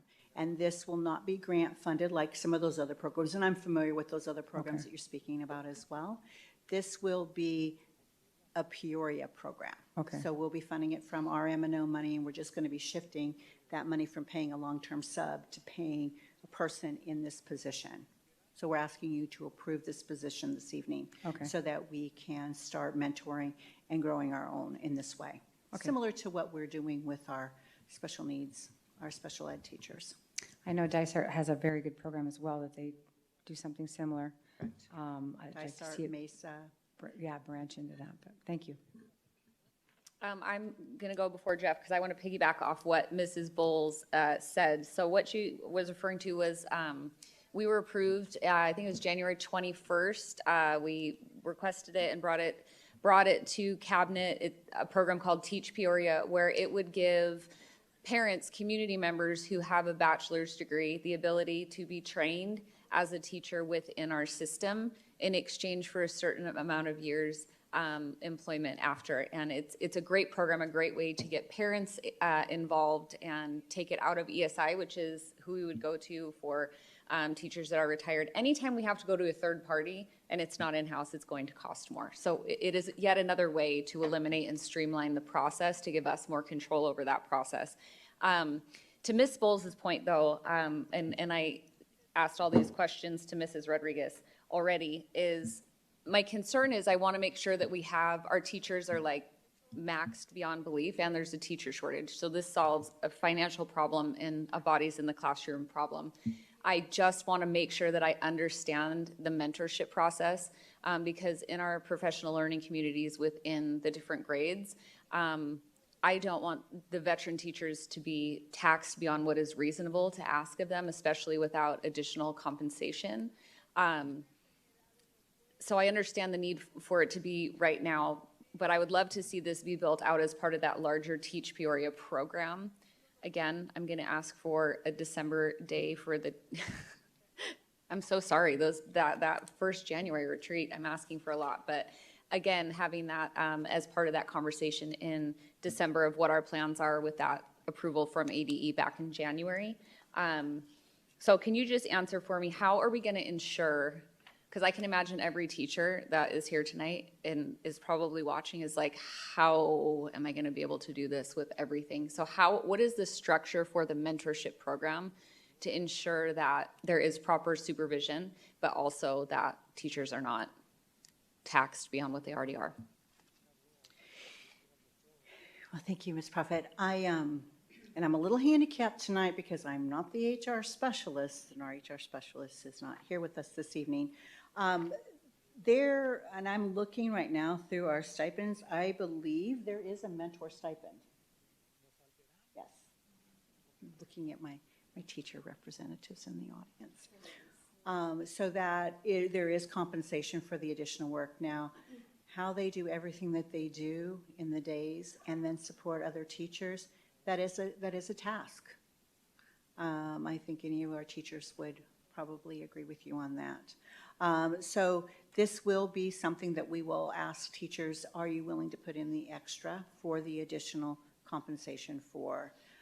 What that structure exactly looks like, I can't speak to, but we can definitely give that information to the governing board in a report so that you can kind of feel more comfortable with the way that structure is looking and how much time we're asking our teachers who are already doing a lot to invest. That's a good question, I think. And then that stipend that you mentioned, the mentorship stipend, what bucket does that come from?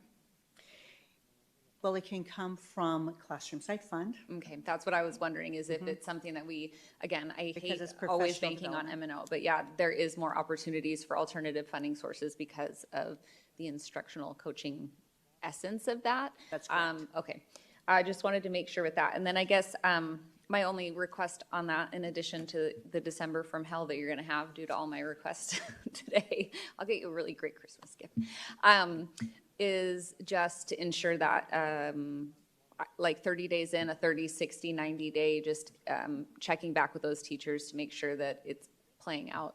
I want the teachers to have those checkpoints to ensure that it is working, that it is something that they're able to reasonably add in, the ones that are willing for that additional compensation. And I think that's all my questions. Sorry, President Toby. Do you have any questions or comments? Thank you, Clerk Prophet. Yeah, take it and roll with it. You're doing a great job. So I would just have one question. At the very bottom of the job announcement under what we offer, it says that we participate in the Arizona State Retirement System, as well as the benefits that they offer, such as medical, dental, vision, et cetera. Is that something our teachers and residents, will we be actually contributing their very first contributions to the state retirement system under ASRS, or do they fall separately based on their classification?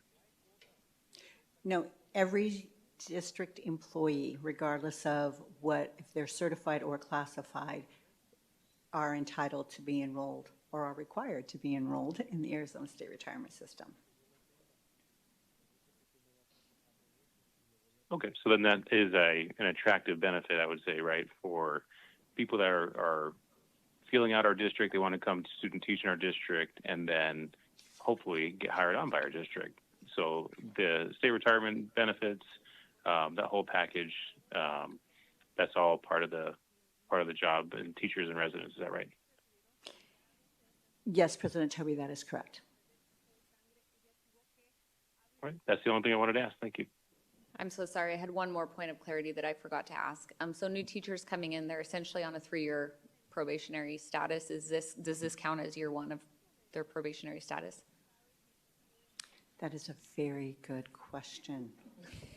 And the answer would be no, because they are not certified in this position. They're classified in this position. Okay. So once they become a certified, then the 1 year starts. Perfect. I just wanted that point of clarity for the community. Any other questions? I just need a motion on the floor. I motion to approve the new position, teacher in residence classified exempt. I'll second. We have a motion made by Mrs. Rooks and a second made by Mrs. Bowles.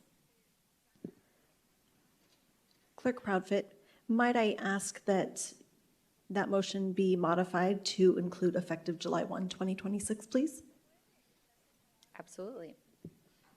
Would you like me to read a motion back to you for approval? That would be great. Mrs. Rooks, is that good? I want to make sure you said July 1st, 2026? Okay. That's correct. So Okay. I have moved to approve the teacher in residence position as presented effective July 1, 2026. Yes, so I will revise my motion to approve the new position teacher in residence classified exempt, but for July 1st, 2026. And I'll second.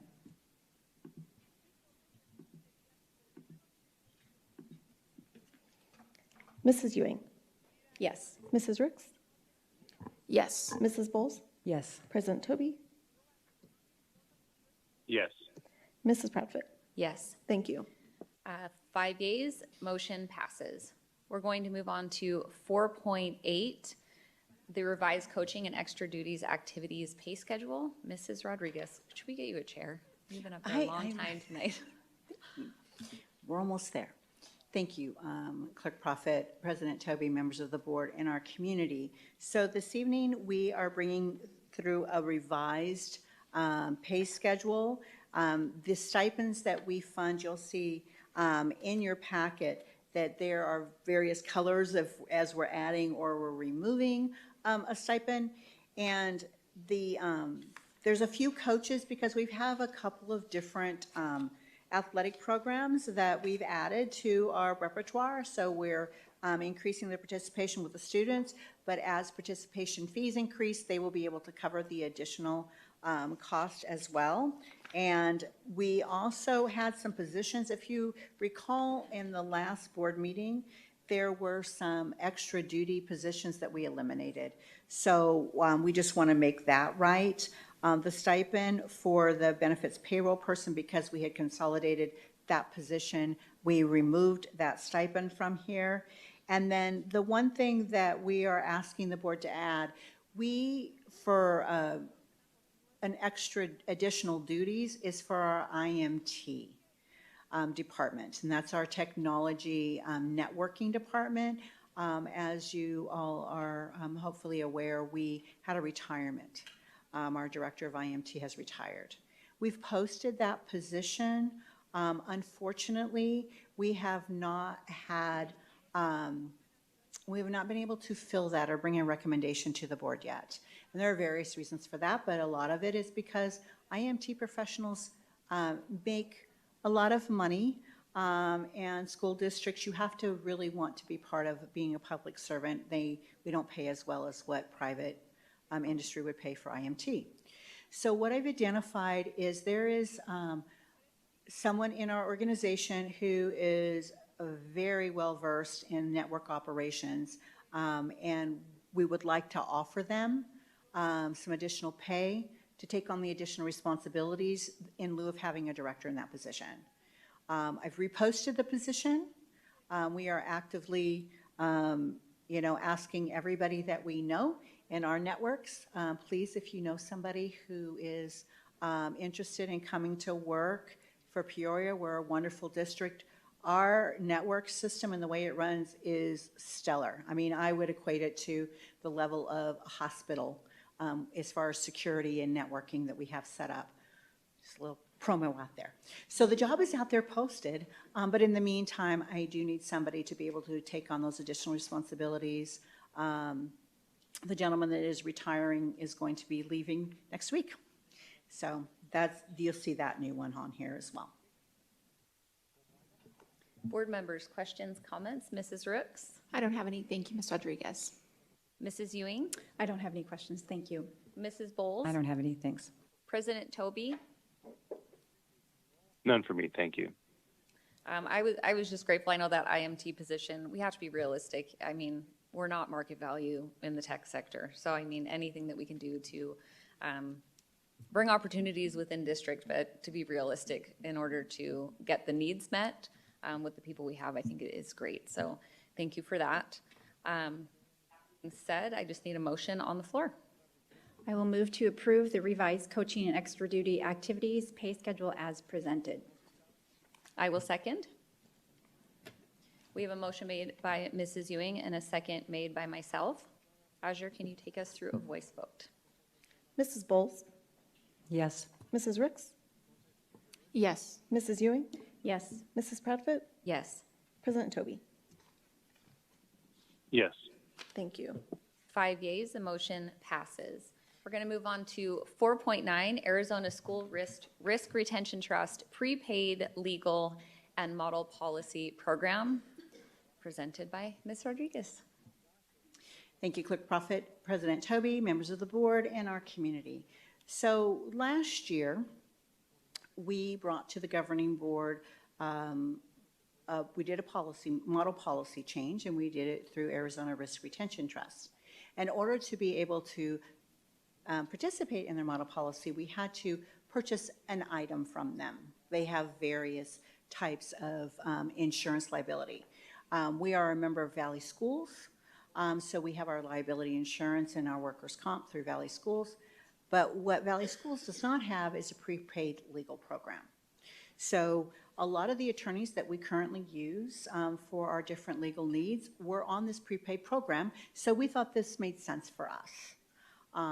We are a large district. We have a significant amount of legal needs in this organization. What prepaid legal does for us is it gives us this breadth of different experts in different areas. I've attached, and I'm not going to go through all of the legal expenses, but I have attached for information of how we do utilize legal for our organization. What I will tell you, though, is using the prepaid legal program, we have saved a significant amount of money this year, approximately $200,000 in legal fees because of the prepaid. Now, having said that, what you have in front of you this evening that we're asking you to approve so that we can continue to use prepaid legal through the Arizona Risk Retention Trust and the Model Policy Program, which we have been working off of that policy all year and been refining. We will ask that you'll see that there's an increase, right? So when they gave us a quote for last year, it was about $85,000. Now it's at $180. Because of the usage that we have. But even at that, with the renewal, it is still maintaining a lower cost for legal than what we've had to pay otherwise. And a lot of that is because they negotiate pricing that we would not be able to get on our own because of their large community of users for these different attorneys. So this evening, we're asking that you approve the agreement for the Arizona Risk Retention Trust Proposal Acceptance Form, the PFA, for the prepaid legal, and continue to utilize those services and continue with the Model Policy Program as well. Thank you. We do have one public comment tied to this item. Jeannie Castine.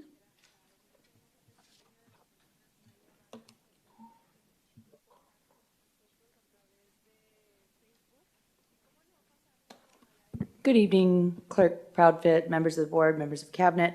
I'm so grateful, first of all, that you all are showing the public how much has been spent on legal fees. As a former governing board member myself, when there was a problematic board member, one who seemed to want to just destroy the public schools from within, we did an internal audit and found that in 1 year, our attorney's fees went up 255%. So I think it might be helpful for the public to see what percentage. I think it might also be helpful to have pre-COVID numbers.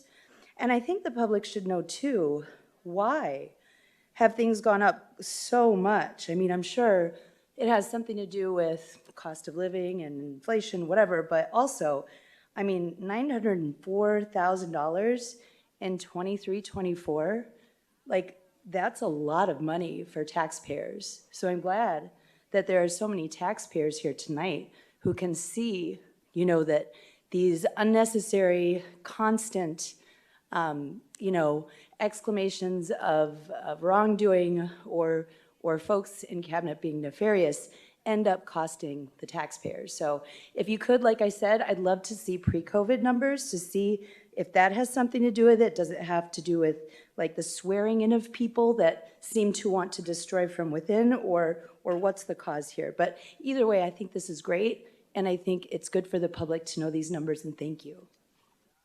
Thank you for your public comment.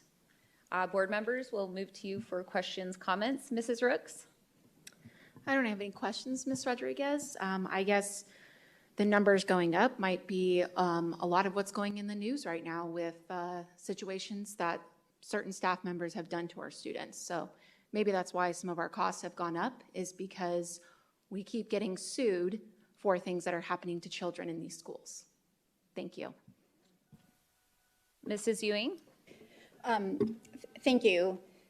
Mrs. Rodriguez, can you tell me what is the difference of what the cost is that's going up from last year again, from the last time we? Thank you, Ms. Ewing. So the prepaid legal is a set fee. So we pay that fee, although you can see the usage that we have used in our prepaid legal program is significantly higher than that. So that's the savings. So if we would have had to have paid those fees out of the district M&O, then that's when we would have probably sustained the same level of legal expenses that we've had in the past years. Okay, one of the things that I would love to see us do as a board is to, whether it's a policy adoption or it is some recommendations that would be brought forward to the board on how we can how we can have some cost savings with regards to our legal. I think that we need to be very cognizant about the number of times that we do use legal. And I understand we have plenty of times that it's absolutely necessary. But I'm just wondering if there is an opportunity for us as a board to adopt some guardrails on the cost of this, so we don't, every time we come back to this, we don't see a continued increase.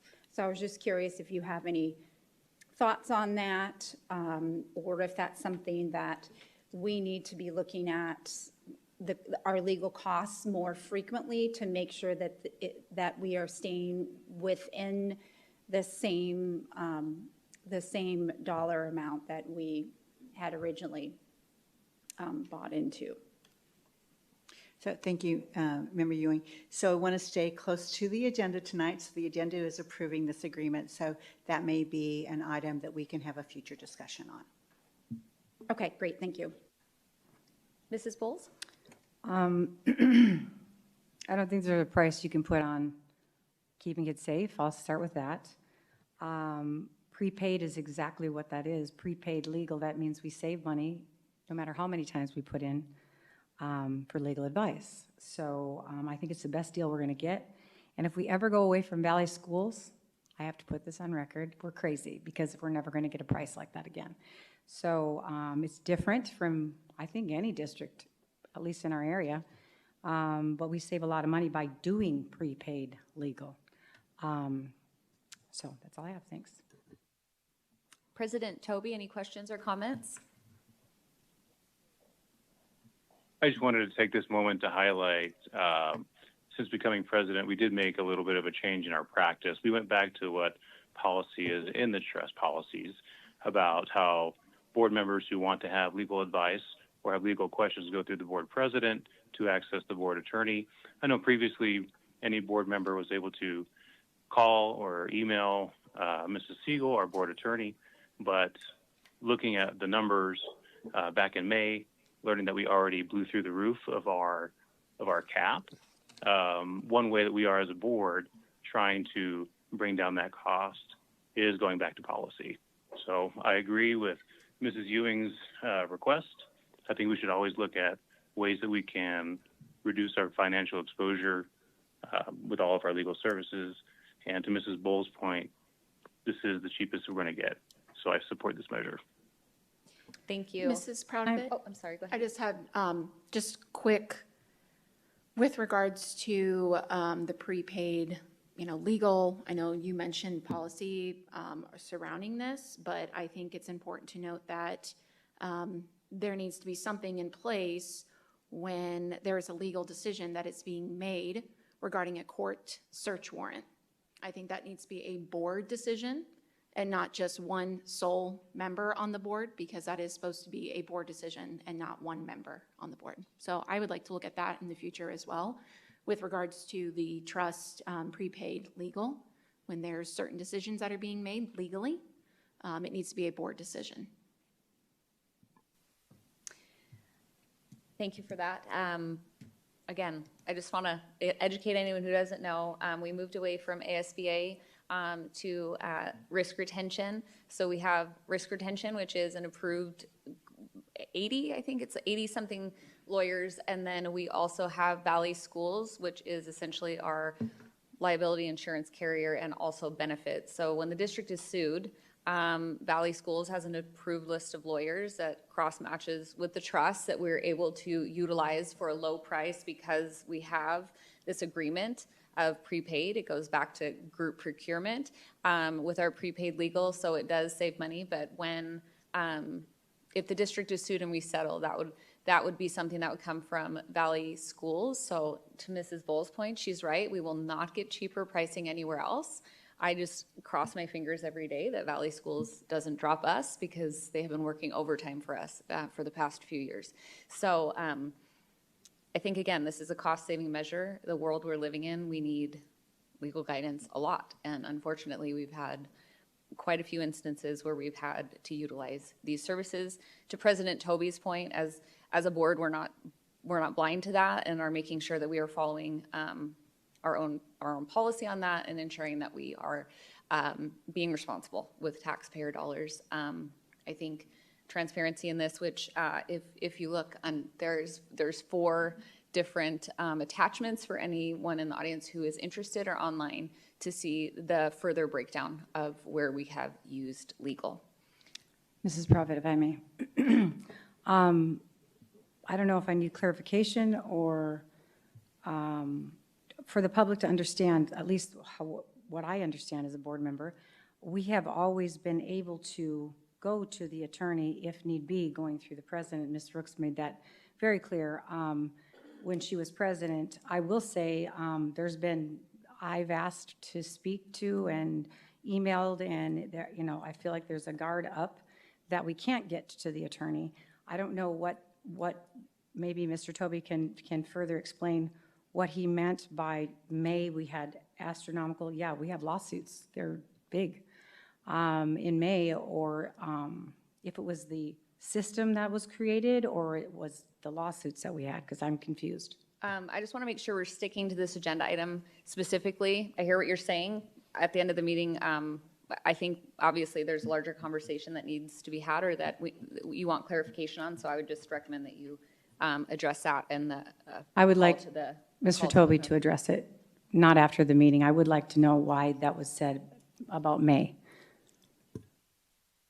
Mr. Toby, do you have anything to add?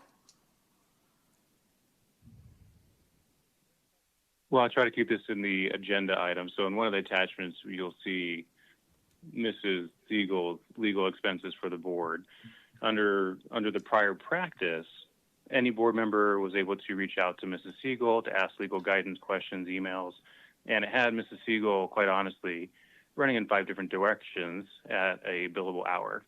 So in order to, one, streamline the communication process, as well as to maintain some sort of fiscal responsibility, being that we already blew through our cap for the year, we went back to policy, and that's what would happen. I just want to reiterate that I did follow policy, President Toby, that anytime there was a question from a board member, like Mrs. Ewing, I know you had lots of requests and emails and phone calls. There was Susan Siegel would always ask me for permission to speak to any board member who had any legal question. And she did go through me each and every single time. Any other questions pertaining to this agenda item? Ms. Proudfit, Clerk Proudfit, on one of the documents, I just wanted to make a date clarification. It's the People Report Trust through June 15th. When you open it up, across the top, it says July 1st, 2026 through June 15th, 2026, July 1st, 2026. I'm assuming that's July 1st, 2025 through June 15th, 2026, just for our community. Yes, Ms. Ewing, thank you for the clarification. That was a typo. It should be the 20. Just wanted to confirm because we haven't hit that date yet. Okay, thank you. Thank you for that clarification. Is there any more questions or comments? I move to approve the Arizona School Risk Retention Trust Proposal Acceptance Form for fiscal year 2026-2027 prepaid legal and model policy program as presented. I will second. Azure, we have a motion made by myself and a second by Mrs. Ewing. Can you please take us through a voice vote? Mrs. Proudfit? Yes. Mrs. Rooks? Abstain. Mrs. Ewing? Yes. Ms. Bowles? Abstain. And President Toby? Yes. Motion passes with 3 yeses and 2 abstentions. We are going to move on to 5.1. President Toby, are you staying for the remainder of the meeting? Yeah, I should still be able to stay. Okay, great. We moved all the agenda items to opening to hopefully condense them to give President Toby some much needed time with his family on vacation. But thank you for taking the time to join us on your family vacation. We now have our opening call to the public. First up, we have Heather Moss. Good evening. Ms. Bowles, thank you for joining us while your daughter was in surgery. I do appreciate that on that whim. When I wrote the governing board asking about public communication regarding the closure of yet another Peoria Police Department investigation into the allegations surrounding Liberty, my initial inquiry went unanswered. I later followed up, and the response I received was to be patient due to vacation schedules. Respectfully, the Liberty community has been nothing but patient. The Arizona Department of Education closed its investigation on April 10th. At that point, the district had every opportunity to publicly communicate that the wrestling program and the coach was once again cleared of any wrongdoing, and they chose not to. Instead, a brief email was sent to a limited rostered group of current wrestlers that are currently on that team. There was no district-wide communication, no community-wide acknowledgement, no meaningful effort to correct the public narrative that has existed for nearly 2 years. Now the Peoria Police Department has completed its 3rd investigation. The Maricopa County Attorney's Office reviewed those findings and the conclusions were the same. Nothing. Yet once again, we're being asked to be patient. While I find it difficult to understand the urgency when these allegations surfaced, actions was taken immediately. Public statements were made, investigations were publicized, administrative action was taken, differently from others that started prior to this one, of course. But when multiple independent agencies concluded that there was no wrongdoing, again, communication is delayed for vacations. Nearly 2 years, Liberty families, students, athletes, coaches, and community members have endured accusations, public scrutiny, fights on Facebook, and division while being told to trust the process. We did that. I also want to recognize Governing Board Member Janelle Bowles and her willingness to ask difficult questions and continuing to push for this transparency when it appeared satisfied with incomplete information from others. Finally, I have a question for President Board Toby. How many public communications have you issued on Facebook regarding the ongoing and open Centennial investigation? Because if public communication is appropriate while allegations are being investigated, even after you refuse to comment or support on Liberty since last August, Surely public communication should be sufficient. Now, the investigations are over, acknowledge it, the findings are known. Now the community deserves accountability, transparency, and the same urgency in communicating the truth that was shown in communicating the accusations. Thank you. Thank you for your public comment. President Toby, since you were mentioned, would you like to respond? Oh, I'm sorry.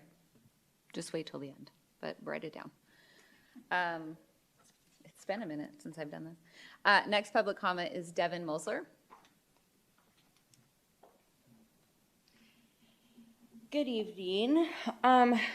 First of all, I want to say that I am so excited to hear that we have several board members that are in alignment with what I wanted to talk about tonight. So unfortunately, I put the wrong agenda item on my thing, but that's my fault. Going back to the budget presentation, considering that the state did increase the base by 2%, and that provides an increase of about $2.9 million to our budget.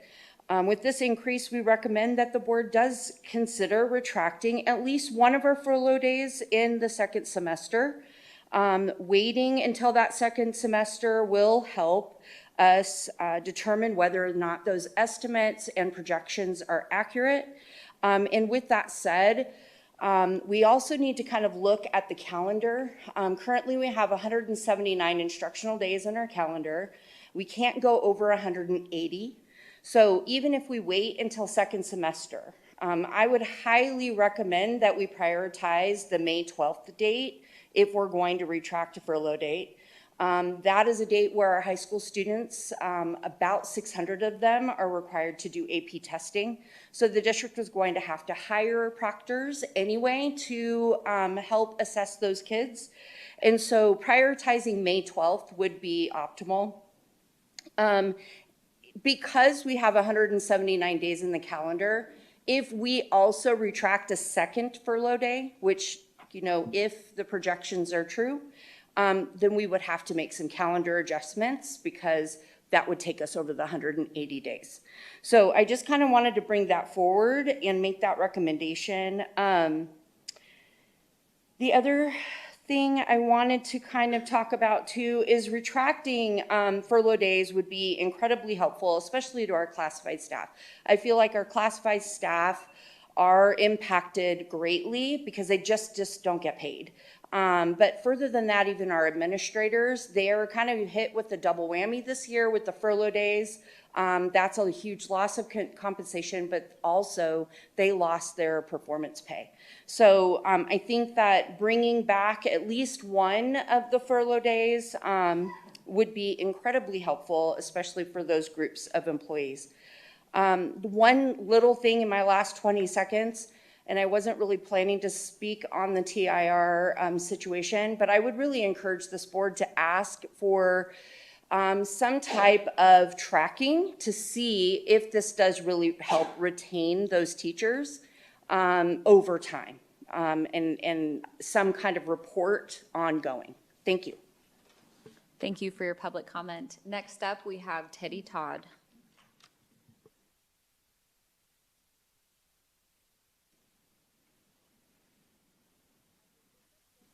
Good evening, President Toby, up in the sky somewhere, and Clerk and Mrs. Proudvet and Board, and a couple of staff. Whew, this is different. And community and everybody that's out there listening to all of us. My suggestion is totally different than what I've been hearing tonight. It is for all those persons who are working for hiring a new superintendent in our future. There is a piece that is totally different from where I originated from in my education background. A superintendent's certificate is critical where I came from. I had one. Other peoples have had them. I truly believe in the coursework that is required, the internships, the mentoring that goes with the superintendent's certificate.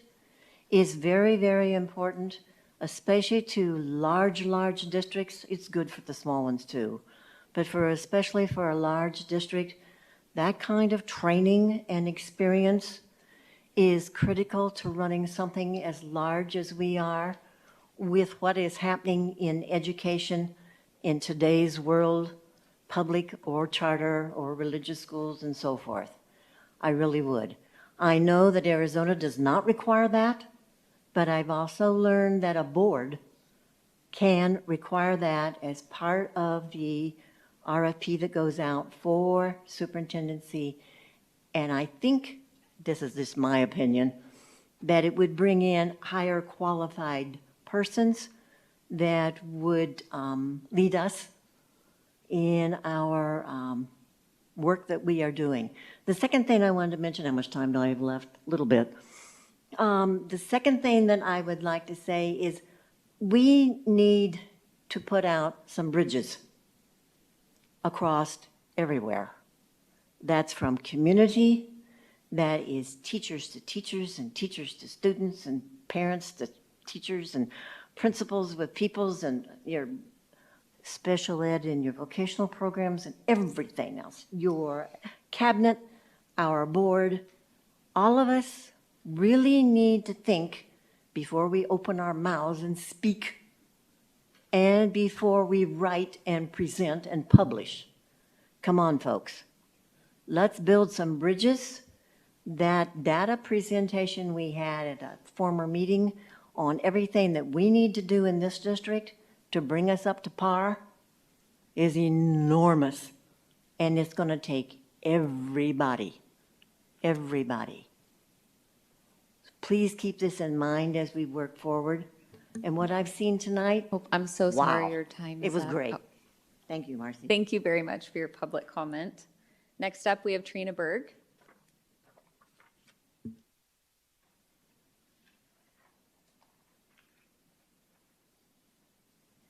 Good evening, President Tobey, members of the board. I'm here today to respond to Ms. Bowles, who at the last meeting said she never said and didn't know what I was talking about when I said that furlough days were not a punishment for unsubstantiated unit activity. I completely understand why, she didn't remember there was a lot of words that were said, so I went back and wrote it down word for word. At about an hour, 10 seconds, quote, "The overwhelming community pressure that you were referring to, Ms. Proudfit, is union pressure, the same as what we're seeing in the room, the exact same union that affiliates with those that called parents Nazis in 2020, if we forget, lest we forget. The same teacher union that nationally opposed mandated reporting, and the same organizations such as the National Teachers Association, who encouraged and funded a student and teacher walkout protest, the current administration and our president. I'm all for protesting, but you made it about our children. In addition, since our public schools, and you've heard me say this, and I'm going to keep saying this, since our public schools districts are sustained and funded by children in seats, I'd like to see how, if we need to give back a percentage of money, since ADE is giving us money for kids in seats, and kids have, there was a point of order at this point, at about an hour, 43 and 14 seconds. There was some back and forth between you. Ms. Rooks then directed the question for the second time to any board member to Ms. Siegel, who said she thinks that you're starting to veer off and to be careful, essentially. At hour 43:54, you responded with, "I will, thank you."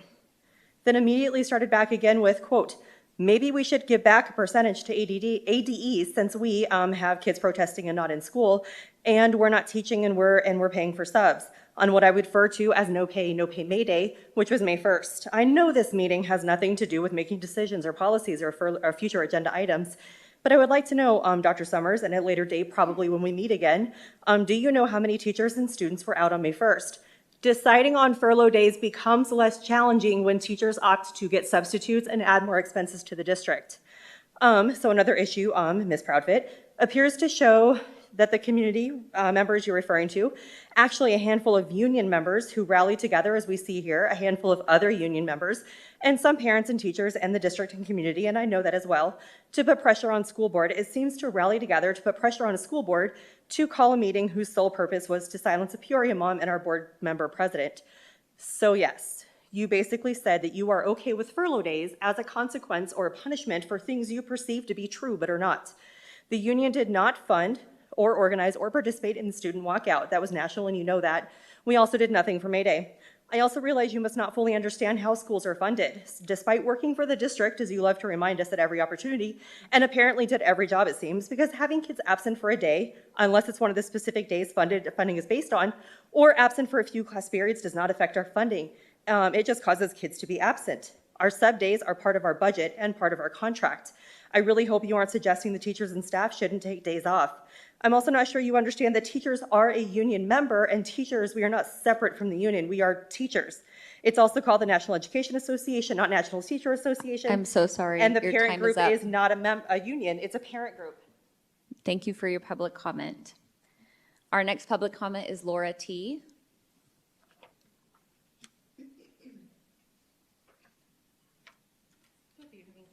I have a simple question, and I have been waiting a long time for an answer. Can anyone identify one significant action taken by board members Rooks and Bowles that improved academic achievement, strengthened leadership, increased accountability, or made this district more successful? Just one.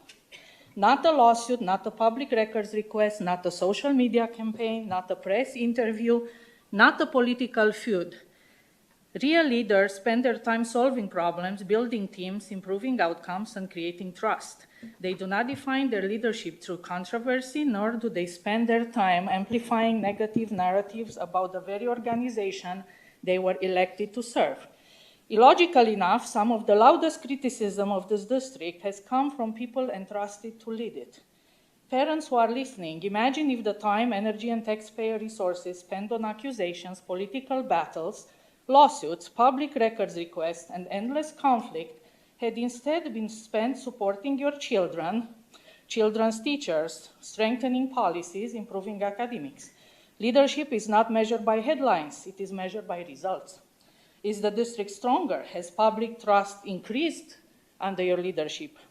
There are some of the metrics that matter. Those are some of the metrics that matter. I also find it troubling that fellow board members were publicly labeled as pedophile protectors by you too. Those are serious accusations. Words like that should be backed by facts, not rhetoric. Yet one of those same individuals, Ms. Bowles, publicly offered to collect signatures for a candidate whose husband reportedly failed to comply with mandated reporting requirements involving a teacher-student relationship. So what exactly is the standard, and shouldn't it be applied consistently to anyone, to everyone? The community deserves fairness, consistency, and facts, not political labels designed to inflame and divide. For all PUSD candidates, if you begin with familiar tactics, attacking the district, blocking critics, not allowing comments, you will receive 0 votes from parents. Peoria parents are looking for something different. They want leaders who focus on students, leaders who support educators, leaders who solve problems, leaders who build trust, not leaders whose primary accomplishment is creating the next controversy. The community has had enough drama. Parents want results. So I will end where I began.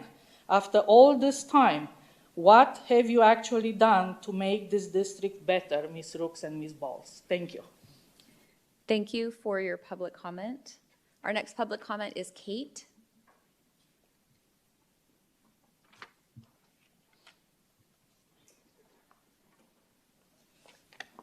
Good evening, Clerk Proudfit, members of the board, cabinet, and community. With just over a month left before the new school year begins here in Peoria Unified, I would like to reflect on how the decisions of this governing board have shaped our district.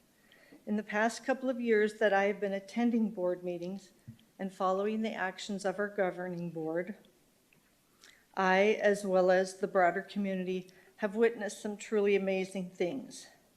We have seen the majority of this board vote against grant funding for social workers, funding that would have allowed us to keep all of our social workers and that would have cost our district nothing at the time.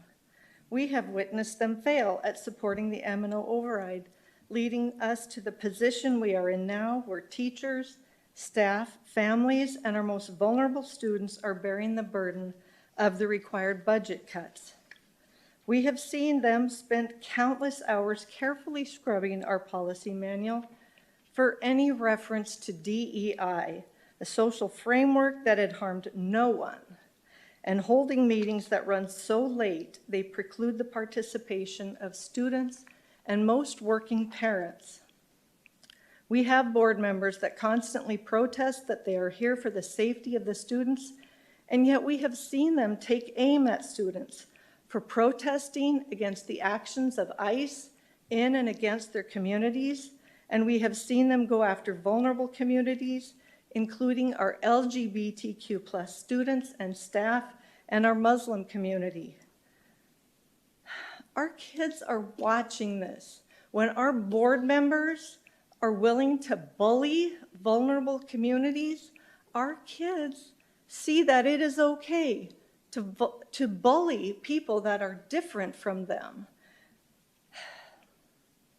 When all students are safe and supported in our schools, the entire school thrives. Our students are smart, they can see what the priorities of this board are, and it does not make them feel safe. I ask that the board take the next month to reflect on how they might actually help the students in our district and make every student feel safe and supported. Perhaps they could choose to support the M&O override this time. Maybe they could hold meetings that run a reasonable amount of time and encourage the input of students and parents. Maybe they could listen to their own cabinet and staff about the needs of the district. Perhaps they could even remove all of their anti-DEI statements from our policy manual and choose to support every student, every day, prepared to shape tomorrow. Thank you. Thank you for your public comment. Our next public comment is Charmel Bolster.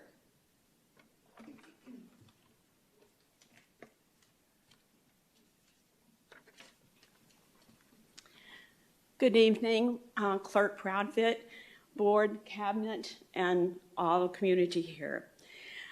This is a conclusion from an article from the Journal of Law and Education written by Lee R. Remington, and it's entitled School Internal Investigations of Employees, Open Records Laws, and the Prying Press. Determining the extent of disclosure under the Open Records Act is a high-wire balancing act of grand proportions. A custodian must weigh the privacy rights and interests of suspects, witnesses, students, and employees, and most importantly, the scope of the public's right to know. Since the school districts are government entities, the general public should play a major part in the effective administration of all educational institutions. Teachers and administrators are not just individuals employed by a school district. They are substitute parents for our nation's children, approximately 40 hours a week. They should be held accountable for their actions, for the public certainly has a right to know if their children are being treated and educated properly. Accordingly, the release of public records is an important aspect of open and honest government. Americans have the protection of First Amendment rights to free speech, and this right includes the access to information. With these rights, however, comes a countervailing interest, the duty to protect those involved in investigations from unwarranted disclosure of personal information. There is no doubt that the public is entitled to summary knowledge of disciplinary proceedings concerning school officials.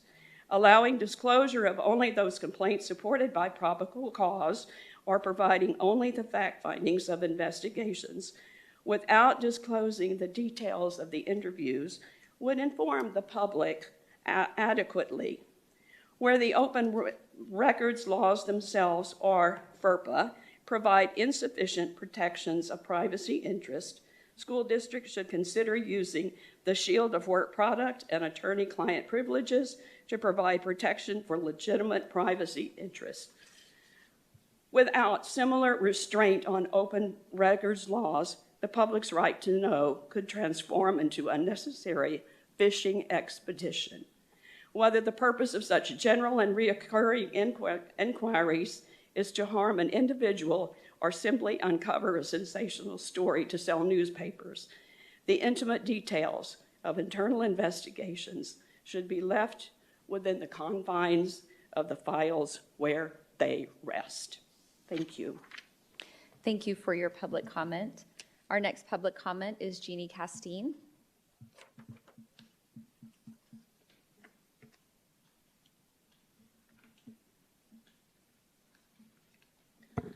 Good evening, board members, members of cabinet. I just wanted to point out a couple of things. We talked about the prepaid legal, how I think somebody here said that if you prepay, it doesn't cost more, but I believe in that same discussion, we heard that it went from $85,000 to $180,000 because of all the requests. And again, as a board member, former board member, we never had that kind of access to legal, nor should we. And I mean, I've heard this board continually even disagree, though I don't believe any of you hold a degree in law with your legal team. So, I mean, it just doesn't make sense. And I think that when board members are meddling in HR issues, disparaging individuals, suing the district that they're supposed to be serving, or filing constant public records requests, that's probably going, I mean, was it $280,000 that board member Rooks cost the district? And then there was an undisclosed settlement from a lawsuit from a former teacher. So there could be a connection here. I also want to ask, why abstain? Typically, board members on school boards abstain if there is a financial or an HR conflict of interest. So at this point, it looks like you just don't want the voters to know how you want to vote. You want to try to keep some people interested in voting for you, so you're just not letting people know. I'm not sure, but that's what it looks like to the community when you abstain on the override vote. And then finally, I'm so glad that we can see some of these public records requests. I'd love to suggest that maybe you have a coding system. I mean, obviously you don't want to divulge people's names, but if it's the same person, like the gentleman in Florida, do you know that it's one person in Florida responsible for tens of thousands of book challenges? I really wish that guy would just get a hobby, and maybe the person who is doing this to this district should get a hobby as well. But the taxpayers who are here, whom I'm assuming are coming from a partisan meeting, will realize that our schools are nonpartisan and that the people in this room care deeply about the children in this district. And it is other people who politicize our schools, who drag the names through the mud, jeopardizing active investigations and harming minors by doing so. So, yeah, public records requests, great. The reason why the legal costs are up, I mean, I think a couple of them are sitting right in front of us right now.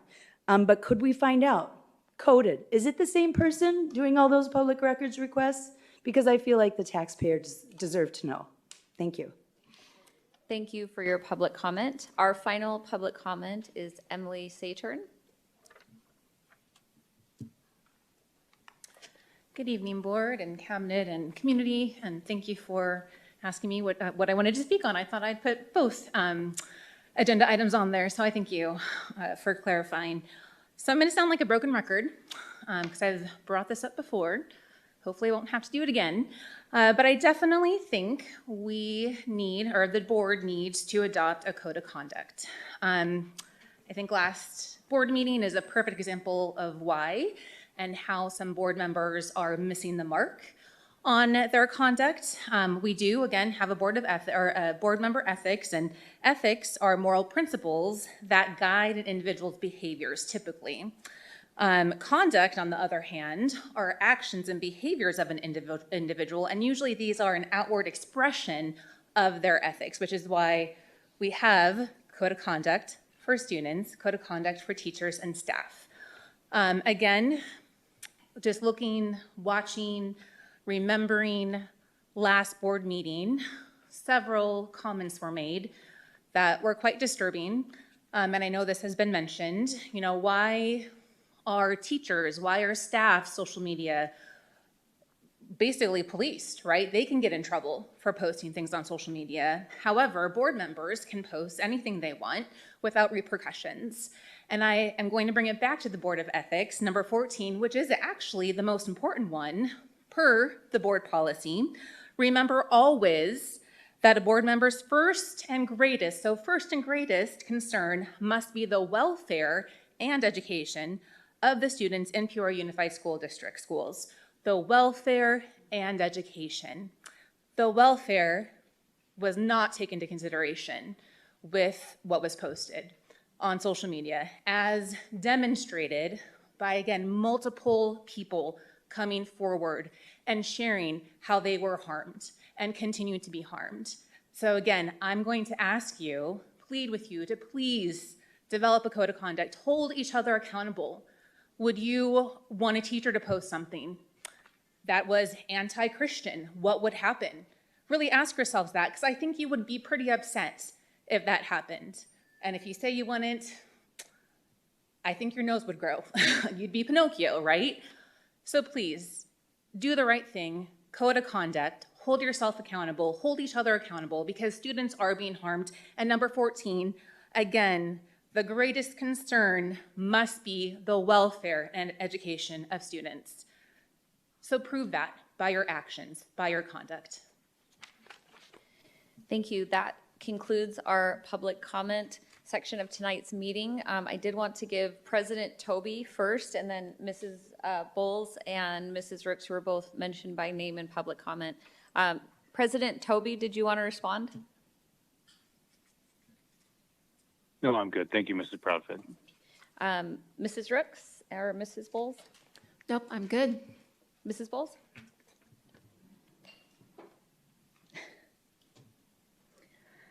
I'm going to address not everything that was said, because it's beating a dead horse. But maybe we don't have a code of conduct because those that have code of conduct are paid staff members. Like, where else can you go that you can get in front of your boss and say, I really think you need to behave this way or that way? So I'll clarify. Maybe we have a code of conduct for staff because they're paid staff. But I do want to make a comment that I've already prepared because of all of the concerns, lies, everything that was out there this week and then some. First, I want to make it clear that the post in question was about my Christian faith and my belief in Jesus Christ. Like every American, I have First Amendment rights to express my religious beliefs and my faith publicly. Second, nothing about sharing my faith means I would ever discriminate against anyone. As a school board member, I serve every student, every family, regardless of their religion, background, or beliefs. I will add to that, I actually hope some of my students were listening because they would know that. I'll leave that there.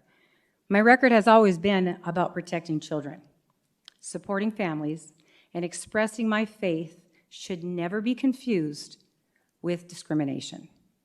We can uphold both religious liberty and respect for others at the same time.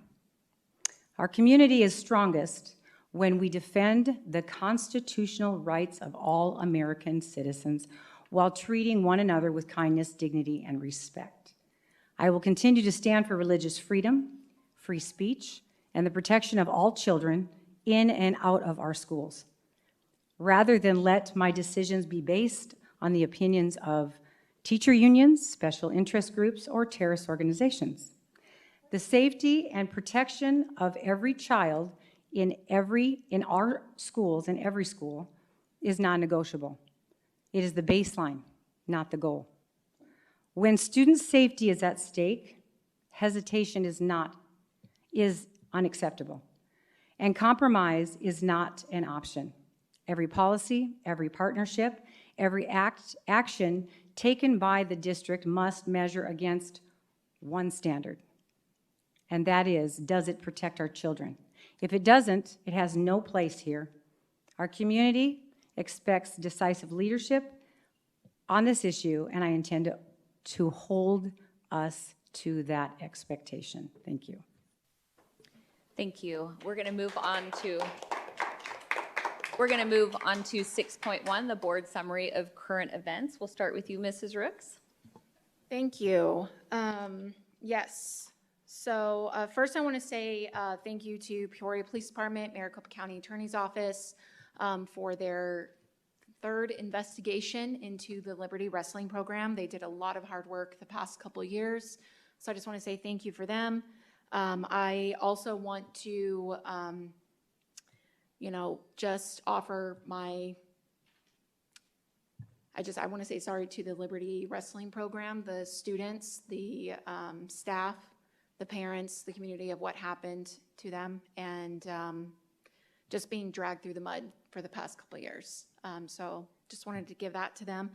I also want to say thank you to Peoria Police Department for their work on Centennial High School situation, and that they are still investigating and trying to make sure that they protect the children. I would also like to just quickly share that I do hope in the future that when our interim superintendent, Mrs. Vicentainer, is out of town, that our president of the board would make sure to let the entire board know, as I was not made aware last week when I was emailing our interim superintendent questions regarding things going on.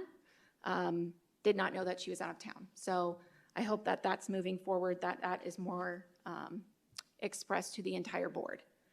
I will just end with, I know that we are approaching America's 250th anniversary. We are reminded of the extraordinary blessings of living in the greatest nation in the history of the world. For nearly 2.5 centuries, the United States of America has stood as a beacon of freedom, opportunity, faith, and self-government. Generations of Americans have sacrificed to preserve the principles upon which this nation was founded: liberty, justice, equality under the law, and the God-given rights of every individual. Our founding fathers understood that freedom is never guaranteed. It must be protected, defended, and passed on to future generations. The strength of our nation is not found in government alone, but in the character of its people, their commitment to the truth, and their willingness to stand for what is right. Today, as we celebrate our nation's enduring legacy, we should also remember that justice matters, truth matters. Our system of government was built on the belief that no one is above the law, and that accountability is essential to preserving freedom. While challenges may arise and difficult seasons may come, history has repeatedly shown that truth has a way of coming to light, and justice has a way of prevailing. The truth shall set you free. Freedom and justice are inseparable, and they remain at the very heart of the American experiment. We must continue striving to build a nation where honesty is valued, courage is rewarded, and future generations inherit the same freedoms that generations before us fought to secure. As we prepare to celebrate 250 years on the 4th of July of our American independence, let us recommit ourselves to the principles that have made this nation exceptional: faith, freedom, personal responsibility, and equal justice under the law. May God continue to bless our community, our state, and the United States of America. That's it. Thank you. Mrs. Ewing. Thank you. Today is a special day in my heart. It is my mom's first heavenly birthday. So I head back to Indiana this weekend to do her celebration of life, but I just wanted to make that known. But while all of you, I thank you so much for all of you coming here. But I want you to know that even though our schools are closed right now, we have a lot going on all of our campuses. Our administrators are working diligently to get our schools prepared for the fall for students to come back. We are constantly reviewing all of our programs, ensuring that when we come back, when all the families come back in the fall, that we are ready to go. So there was a lot still happening this summer, and I just want to recognize all of the efforts of the staff that are out there getting our programs and schools ready as we move forward. I also ask the community to continue to hold us accountable and responsible anytime we have words, statements, programs, things we're voting on that you don't feel like supports the students or families. Please continue to do that, because our job is to make sure that every student every day is prepared to shape tomorrow. and that our programs and our words and our staff is supposed to be supporting all of our students. And I think it was Dr. Hernandez who said that we had 67 different languages that are spoken across our district, which means we have lots and lots of different families, and it is absolutely imperative that our schools are welcoming to all of our students and that we are adapting to all of the needs of our community. I'm going to give one plug and then I will pass it along is Family Resource Center. I saw that they were looking for retired teachers or students who maybe are in school to become educators and so forth. They're looking for volunteers to help read to kids. So if that's something you're interested in, please connect with Miss Corey Underhill. She's with our Family Resource Center. They're looking for volunteers to be working with our students on literacy. So with that, I will pass it along. Mrs. Bowles? Thank you. I do as well want to say, even though they've left, I think, the Liberty wrestling team has gone through a lot. Being a parent of a student athlete, and the scholarships and all the work that goes into that, and they've been through a lot. I think they deserve, a statement in the media as soon as possible, and I don't really know what that even means. I think it was like yesterday, or I don't know, but we do need to get a statement out there as a district. I want to thank Peoria Police and our Maricopa County Attorney Rachel Mitchell for continuing this investigation with Centennial High School and all the story around that. I'll leave it. That's all I have. Thanks. President Toby? Yeah, thank you, Mrs. Proudfit. I'll just keep it short here, but we just came off of Father's Day, and I just want to personally thank and recognize all the fathers and father figures in our community in Peoria Unified and just our greater community. And as a dad, I know that some of life's most meaningful moments are really the simple ones, sharing conversations, or whether it's a game, helping out with homework, or just being there at home with your family. Those memories, they last a lifetime. And I just want to encourage all of our fathers and father figures that your voice is super powerful in the life of a child.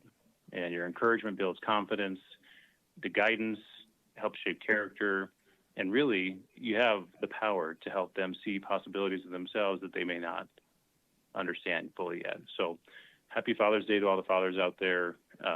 Keep being present and keep being the leader of your families that we're meant to be. So thank you.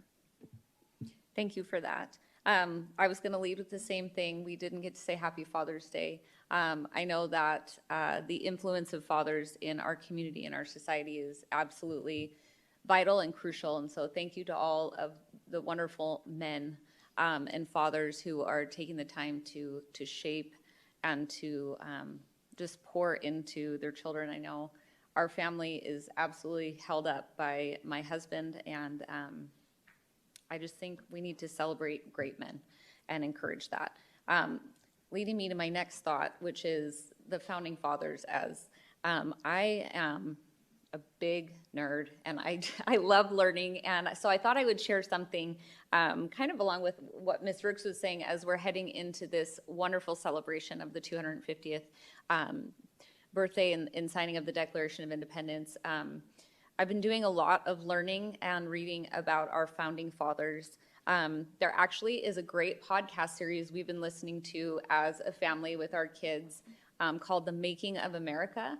I think there's 15 episodes, but it's just starting, and it takes you through just a very fact-based representation of the making of America. And it has been so great to dig into that as a family, trying to help our children to understand exactly how blessed they are to live in this country. I don't know if you've been on social media, but one of the most joyful things this summer has been seeing people come in for the World Cup and their reactions to seeing America. And it has just been the most heartwarming thing to me. I feel like I'm having a love affair with our country all over again.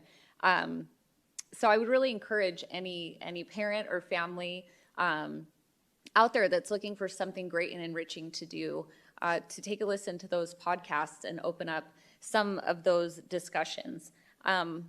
One of our founding fathers that really I've been doing a lot of learning about is John Adams, and learning about the Boston Massacre and how John Adams was a lawyer, and he actually, after witnessing what happened, provided legal services for the British. Because he felt so strongly about the acquisition of truth. And so there's a quote that I love. It says, "The facts are stubborn things, and whatever may be our wishes, our inclinations, or the dictates of our passions, they cannot alter the state of facts and evidence." And we just have to be after that foundational support of our Constitution, of what was fought for. And, it's been really interesting to dig into John Adams and what an incredible leader he was. I have been noticing some conversations on different Facebook neighborhood pages. There were some calls for food for students or parents that need to feed our families. So I just wanted to remind everybody that Canyon Elementary is our free breakfast and lunch program. That is a service available to families, and that it's located at Canyon Elementary. So anyone who hears or sees or obviously we do not want any child ever to go hungry, feel free to share that information. So Canyon Elementary. I just wanted to say one more thing. The very best thing we all could do to celebrate the 250th birthday of the Declaration of Independence is to register to vote. If you have not registered to vote and you're in this room, just do it right now. Take your phone out, register to vote. So many people fought and died for our right to have freedom, for our right for religious liberty, for our freedom of speech. To be in this room disagreeing with each other is such an incredible blessing that we take for granted. And so it takes literally hardly any time. Register to vote. And then when your ballot literally arrives at your door, just fill it out and send it back. It's pretty simple to vote in the state of Arizona. And I would just really encourage all of us to make sure that we're taking part in that democratic process. And that is all that I have. Moving on to 6.2, I believe Miss Airy is going to give us our superintendent summary of events, as Miss Vicentainer is on a vacation with her husband, who just retired. Very, very earned break for our interim superintendent. So turn the time over to Miss Airy. Well, thank you, Mrs. Proudfit, members of the board. Yes, we are wishing Mrs. Vicentainer well as she's wrapping up her vacation.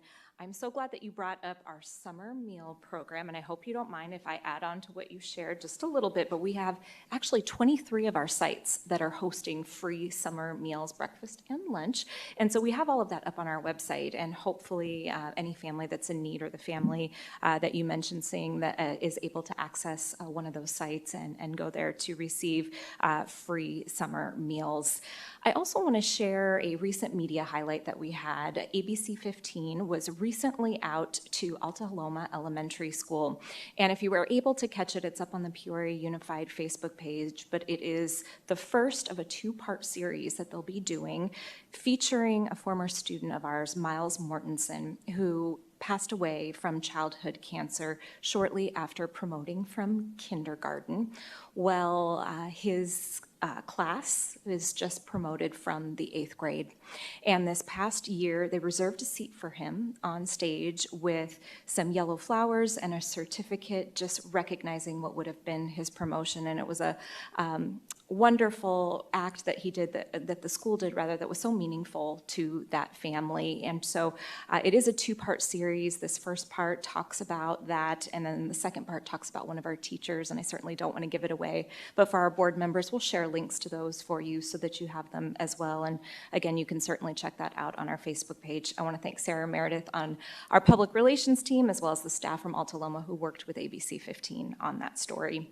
I also want to highlight that our Kinder Jump Starts are kicking off and are running at various dates and times across the summer. This is a one-of-a-kind experience for our families that might have an incoming kindergartner that want to start to get comfortable at our schools and get to experience some of those great skills that they can be working on over the summer to make sure they're prepared to be successful when they enter kindergarten on the first day of school. And so those are also listed on our website. If anybody has an incoming kindergartner, they can sign up to participate in that. They can also find information if their incoming kindergartner maybe isn't quite ready yet, has another year left, can go through our preschool programs. That information is also available. I also want to note an event that took place just last week. We had our safety team out attending the Arizona School Resource Officers Association's School Safety Conference. And so they were there alongside many of our partners from Glendale and Peoria police departments that were going through that professional development. And so want to thank our safety staff as well as any of the SROs from either Glendale or Peoria that were able to attend that event. And we look forward certainly to implementing some of their learning as we prepare for a new school year.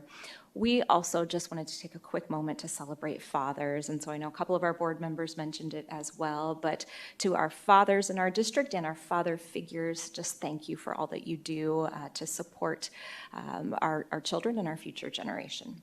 That's all for me. Thank you, Mrs. Proudfit. Thank you, Ms. Airy.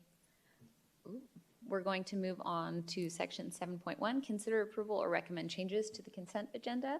Mrs. Rooks, do you have any changes?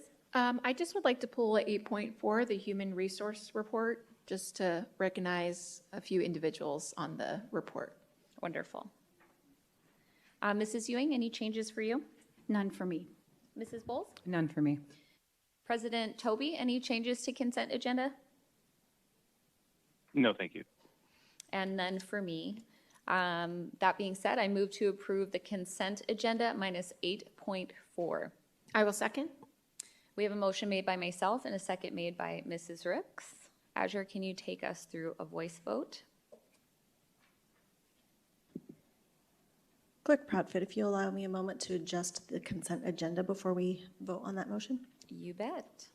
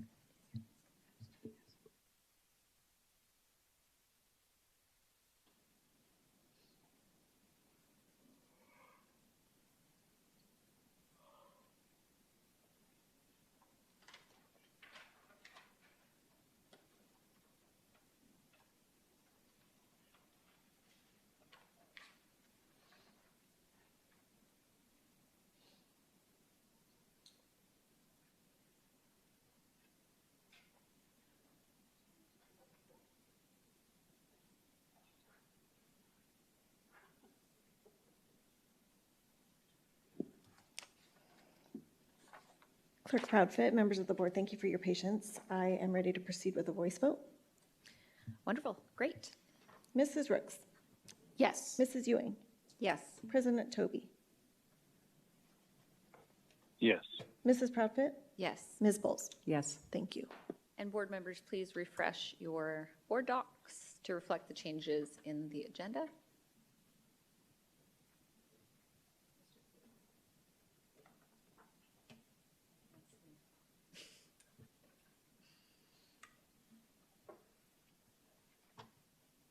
All right, moving on to 9.1, the Human Resources Report. I'm going to hand it over to Mrs. Rooks. Thank you. Yes, so I just wanted to give a quick little shout out to, I believe we have a new position kind of on there, Dean of Students at Country Meadows Elementary. I wanted to give a congratulations to Mrs. Tooby for being selected. She's been a teacher at Estancia Elementary, so I was excited to see her name on there. She's going to do amazing. And then I also saw in our HR report, so I just wanted to also give a shout out. She's here this evening, Mrs. Amy Ferguson, assistant principal position at Estancia Elementary. So I just wanted to make sure we have them here to recognize these people on our HR report. And yeah, congratulations on being selected. So I'm looking forward to voting on this. Yes, congratulations. I just need a motion on the floor. You want to? I'll motion to approve the human resource report. I'll second. We have And a I'll- motion. We have a motion made by Mrs. Rooks and a second by Mrs. Bowles. Azure, can you run us through a voice vote? Ms. Bowles? Yes. Mrs. Rooks? Yes. President Toby? Yes. Mrs. Proudfit? Yes. Mrs. Ewing? Yes. Thank you. Motion passes with 5 yeas. We're going to move on to 10.1, our discussion item, creation of an advisory committee. We are going back to Mrs. Rodriguez. Very excited to talk about this.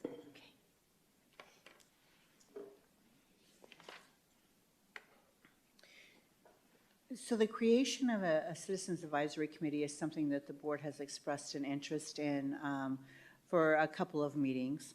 And we feel that this is appropriate committee based on where we are as a district and some of the difficult decisions that we need to make.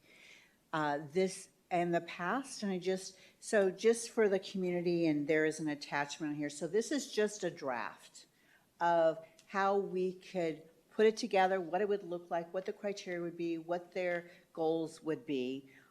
So we're sharing this as information with the governing board this evening. There's no action on this item.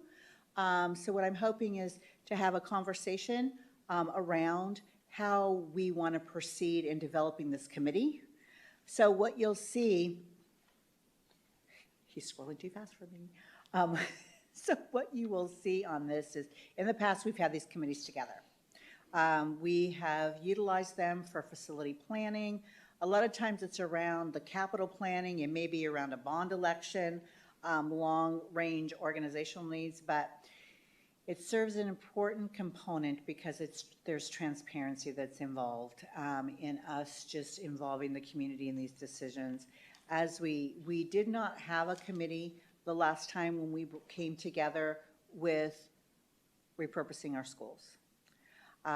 There was a lot of information that was condensed and shared, and we had timelines, but now I feel like we have a little bit of lead time on this to where we could put a committee together. We can utilize all the information that we have received over the last year from Grace Design.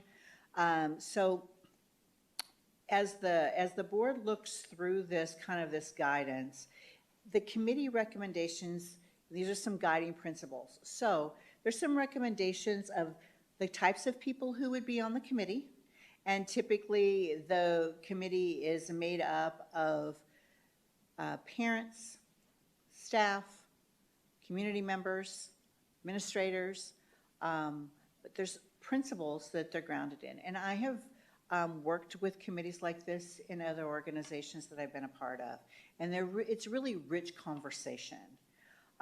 So you can see the governing board has authorized convening of committees, or it can be a superintendent committee.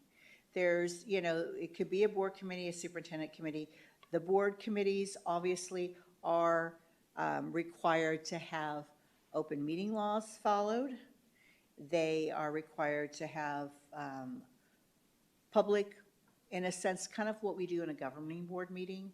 All of that would be out there. As superintendents, there would still be, published minutes and agendas, but it's not as strict as what a board committee would be. So those are the two different options that we would have.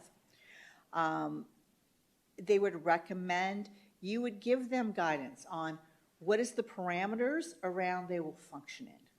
What do we expect that this committee will deliver to the board or the administration?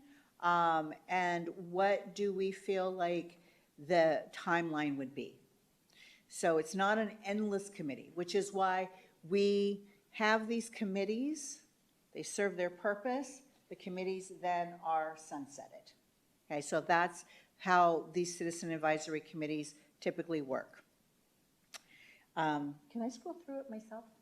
Yes, okay, thank you. So as I had mentioned the open meeting, So how will these members be appointed? So this is the question that a couple of board members have expressed. So is this board appointed members? Is it administration appointed members? What's the makeup of? So I kind of have a little bit of just, again, this is a draft. This is me just giving you some guidelines to kind of start the conversation. So typically, here's what we've done. We've had parents, community members, teachers, principals, district administrators, retirees, and then community business representatives. And so this may be a recommended parameters for this, just to give you food for thought. So if we have 15 members on this committee, in the past, I think we've had anywhere between committees that are 11 to 15. So it's a very condensed committee. 5 of those members be appointed by the governing board. So each governing board member appoints a member. And then 10 be appointed to the superintendent to kind of level off, to make sure that we have representation. I think is really important. As a district, we're a very large district. Different demographics all across the district. So that would be something that we would look at. So representation from north to south, elementary and secondary, diverse community perspectives, maybe have some experience in finance and construction and business and education and community leadership, and demonstrate a commitment to public education, of course, and community engagement. So I have, again, seen these committees be very successful at other organizations. And I will just say from my own personal experience, a lot of times that diverse perspective coming together in a committee, and there's an opportunity for us to share information and educate on how things work in a large organization such as ours. There's such rich conversations that happen. As long as everyone is committed to kind of the same end goal, I find it very, very healthy for an organization, much like you said, Clerk Prophet. Healthy disagreements are good. And I find that we get the best product when we have those conversations. So what the responsibilities, again, reviewing data. So data shocks you that I love data, right?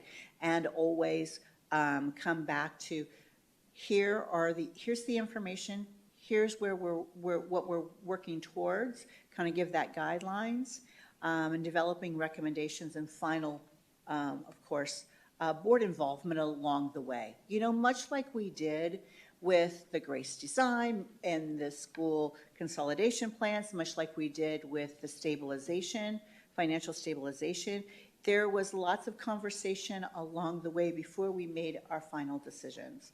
So I'm anticipating the duration being approximately 4 months, maybe 6 to 8 meetings, to be able to gather all the information and have the recommendation back in front of the board.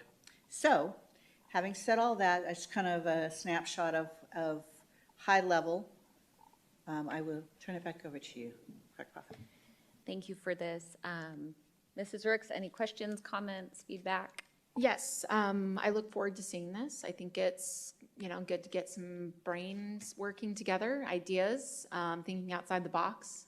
So I'm excited for this. My only question is with regards to each board member selecting that process of a member on the committee, when would you need to have that by, per se, a date? Thank you, Member Brooks. I think that that's the conversation that we're having right now, is what kind of a timeline and what direction the board would give us as administration to put this together to be able to say that. So I think that is one of the answers that maybe the board can have a conversation around tonight. Okay. My preference is just sooner rather than later, because I know we've been really trying to figure out a game plan for our facilities and the repurposing ideas. So soonest as possible, and I'm excited to see this on the agenda. So thank you, Ms. Rodriguez. Mrs. Ewing? Great, thank you.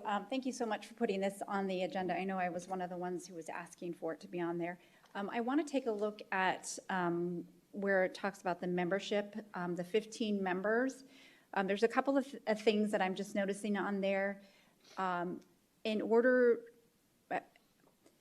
to be truly representative of our staff, we only have 2 teachers on there, and I don't know that that necessarily represents all of our teachers, especially when you consider like special education and then regular teachers, or you have high school versus elementary teachers. So I just would like to see the group of teachers be a little bit more representative. So I don't know, I almost feel like this number could be, just total number could be higher, but I don't know what that's like to work with more than 15 people. The other thing I noticed on this is there's no student representative voice in this. And I just think that it would be really great to have, whether that's a student body president that's part of this conversation, but I think it would be really helpful to have a student as part of this. So that's another point. And then I would love to see this committee, as I think we've spoken about this, bring to us now we're going to hope that the Prop 428 passes, but if it doesn't pass, what would be their recommendations for us so that we could go back out to the communities and truly say, this is what is at risk? Because what happened last time is that when we had to make that cut, there was a lot of people in the community that were like, I didn't realize that all of this was at risk. And so I think the more clear we can be about what is at risk if that does not pass, I think that is helpful with really giving a true picture. So those are some things. So I guess we'll go back to that first question. Is there room to increase the total number of members so that we can have more representation across all of our staff and to have that additional student voice on there? Thank you, Member Ewing. Yes, to answer your question, that number is not a set number. This is all just kind of drafty, just to kind of start the conversation. That has been a number. When I went back and I reviewed what we've done in the past, that's kind of been the number. But for the board to say, I would like to see 20 on there, I would like to see 25. This managing a larger group and trying to get everybody on the same page and to make recommendations, but you're wise to say, we need to make sure that we have the right kind of voices and enough of the voices at the table when we are having these difficult conversations. And so if the board would give us direction to say, I would rather maybe add 5 more and have 20 members because I'd like students or I'd like a couple more teachers on there, that is definitely the board's discretion to be able to give us that direction. And does that number need to be an odd number? Because I noticed you had 15 here. So does that need to be 21 or 20? Member Ewing, no, it does not have to be an odd number. I'll pass it along. Mrs. Bowles? I'm literally reaching out already to community members because I'm excited about this. And I know that I thank you because students, I'd like to see that part of this. I don't know how that works with scheduling and, all those other things that life brings, but to have a voice at the table, I think for the students at least to learn, if nothing else, that would be great, given that outlet. But yeah, I'm excited about this, and I guess it's already been said, sooner rather than later. Wish there were more hours in the day. But thank you for bringing this forward. I'm President Toby. I almost cut him off again. Yeah, I do believe that, we as a board should work to increase our bandwidth by utilizing our Citizens Advisory Committee, either for master capital planning, maybe a variation of this for when we implement the superintendent search committee. But I did have one question for Mrs. Rodriguez. When it talks about master capital planning, if we were to do something of this nature, I just don't want to cause any unnecessary panic, as all these ideas are being tossed out for master capital planning, which, may include, discussions of closures or whatnot, and the naming of schools. So is there a way that this committee can still do the work without setting off a cascade of worries throughout the district? Thank you, President Toby, for that question. I believe that there is. I think that we, holistically look at the plan that Grace fought forward. But I think that eventually we are going to have the conversation because there will be some difficult decisions. And I think the board has mentioned that several times. Now, whether this committee starts naming the schools or they just, I think that we can probably facilitate that to where that information is not broadcasted. Now, I will tell you, having it as a board committee, that's going to make it a lot more open and that's going to be out there. So a board committee will publish minutes and they will be available for the public to view. So that that might be a consideration on whether we want to go that direction or not. Yeah, thank you for that response. Go ahead, Mrs. Proudfit. I want to echo what many of the board members have said. I would love to see this brought forward for a vote as soon as possible, so that we can hopefully get recommendations in, so that we can, I would say after the first 2 weeks of school, we kind of have that little lull before we allow meetings, but I would love to get this going sooner rather than later. I think it's very wise to ensure that we are not hitting the same people over and over and over again and getting the same responses. I want to make sure the north to south, high school, elementary schools, I want to make sure that, we have a charter school model that we're looking, that we're looking at expanding. I want to make sure that voice is represented. And the great thing is with a lot of our parents who might be business owners, who might be a teacher and a parent and a business owner, I think we can cross a lot of these. So it doesn't necessarily, I don't know that we need to necessarily expand. We just need to be strategic about who we pick. I also think that this could be, I would love this to be a stationary committee that convenes each school year, that you're on for the entire year, rather than a one-issue committee. It's my preference that it is a board committee. I know it's more work, and it does make the conversations public, but I think that with the current state of our community and the level of engagement they are wanting, I think that, yes, it will start waves of uncomfortable conversations, but it's going to happen anyways. So at least this way, there's an organized place and ways to do it. And again, I mean, the changes are not going to stop. This is, we are rising to meet the challenges of tomorrow for our students. So it's going to involve a lot more innovating and closures and openings and just right sizing. I think we're in such a strong position to do this because, Cabinet brought forward Grace, and they have done such an exceptional and thorough job with us having the information to understand. If you look at the Grace data, I mean, I think you can kind of predict what would be on the table for different closures and repurposings, and the data is all very, very clear. And so I think that provides a really strong jumping off point for that conversation is, here's the data, what do you think? So again, just very excited to get this up and rolling.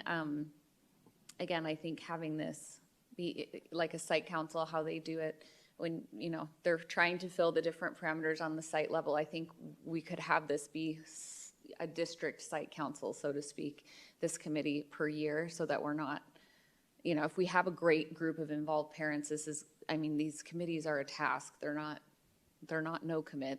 They're pretty committed. And then we have to convene for superintendent search if we already have a solid group of people that are engaged in that and wanting to, and have the benefit of having a lot more information than your average community member. I think it would be great to utilize them more. My last comment is about the students. I go back and forth with having students on this. I want to hear their voice, but it's hard because one student's voice isn't representative of the student experience. And we do have our student body presidents that are all involved. The superintendent, what's that committee called? The student. Mrs. Proudfit's the Superintendent Student Advisory Committee. Yes, and they meet regularly to get each school. I've been able, last year I was able to sit in on a few of those meetings. So my request is if we want to have a student spot, to actually not have it be one of the student body presidents, since they're already part of a committee, we could even do it by application process if we wanted to see which students are interested in that. But I would look at that position as more of a learning position. It's hard. You want to be careful. If we were going to really incorporate students, we would need to hit every demographic, north, south, all the different ages too. And I don't know that that's possible in this, pragmatically. So just be a little intentional with that. And yeah, those are my thoughts. But again, I would like to see this as soon as possible. Get it rocking and rolling. Mrs. Proudfit, if I may, I do agree with the student perspective, because I just had questions on if they're taking a vote, how does that just kind of work? So that was where kind of my process is with a student. I've never seen that. So I just wanted to kind of see what that would look like, per se. And then I do like the application process though, like maybe even our business marketing students might be interested. And then I do agree that I do think it needs to stay as a board one, and we need to keep it open and as transparent as possible, because we need to let the community know, the parents know, the staff know. I don't like it being just last minute, oh, hey, by the way, we're pulling the rug out from under you. I want to make sure that there's a process along the way that they are able to see what are the decisions that are so drastic. And I just think that that's the better process to do it. Versus, I get not wanting to cause panic, but it's also one where we need to have everything out in the open so that they can prepare to what decision to make best for their child.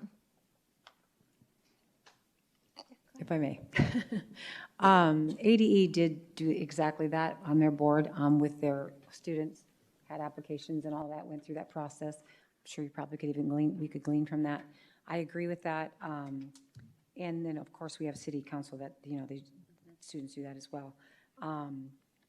If I am a firm believer for not teaching the next generation, we're not doing anybody a favor. So just to have that experience, and I know that there are students that have reached out, to me in those aspects. So they already do that, and I think that would be a good idea, and I agree with what Ms. Proudfit and Ms. Rooks brought up. Thanks.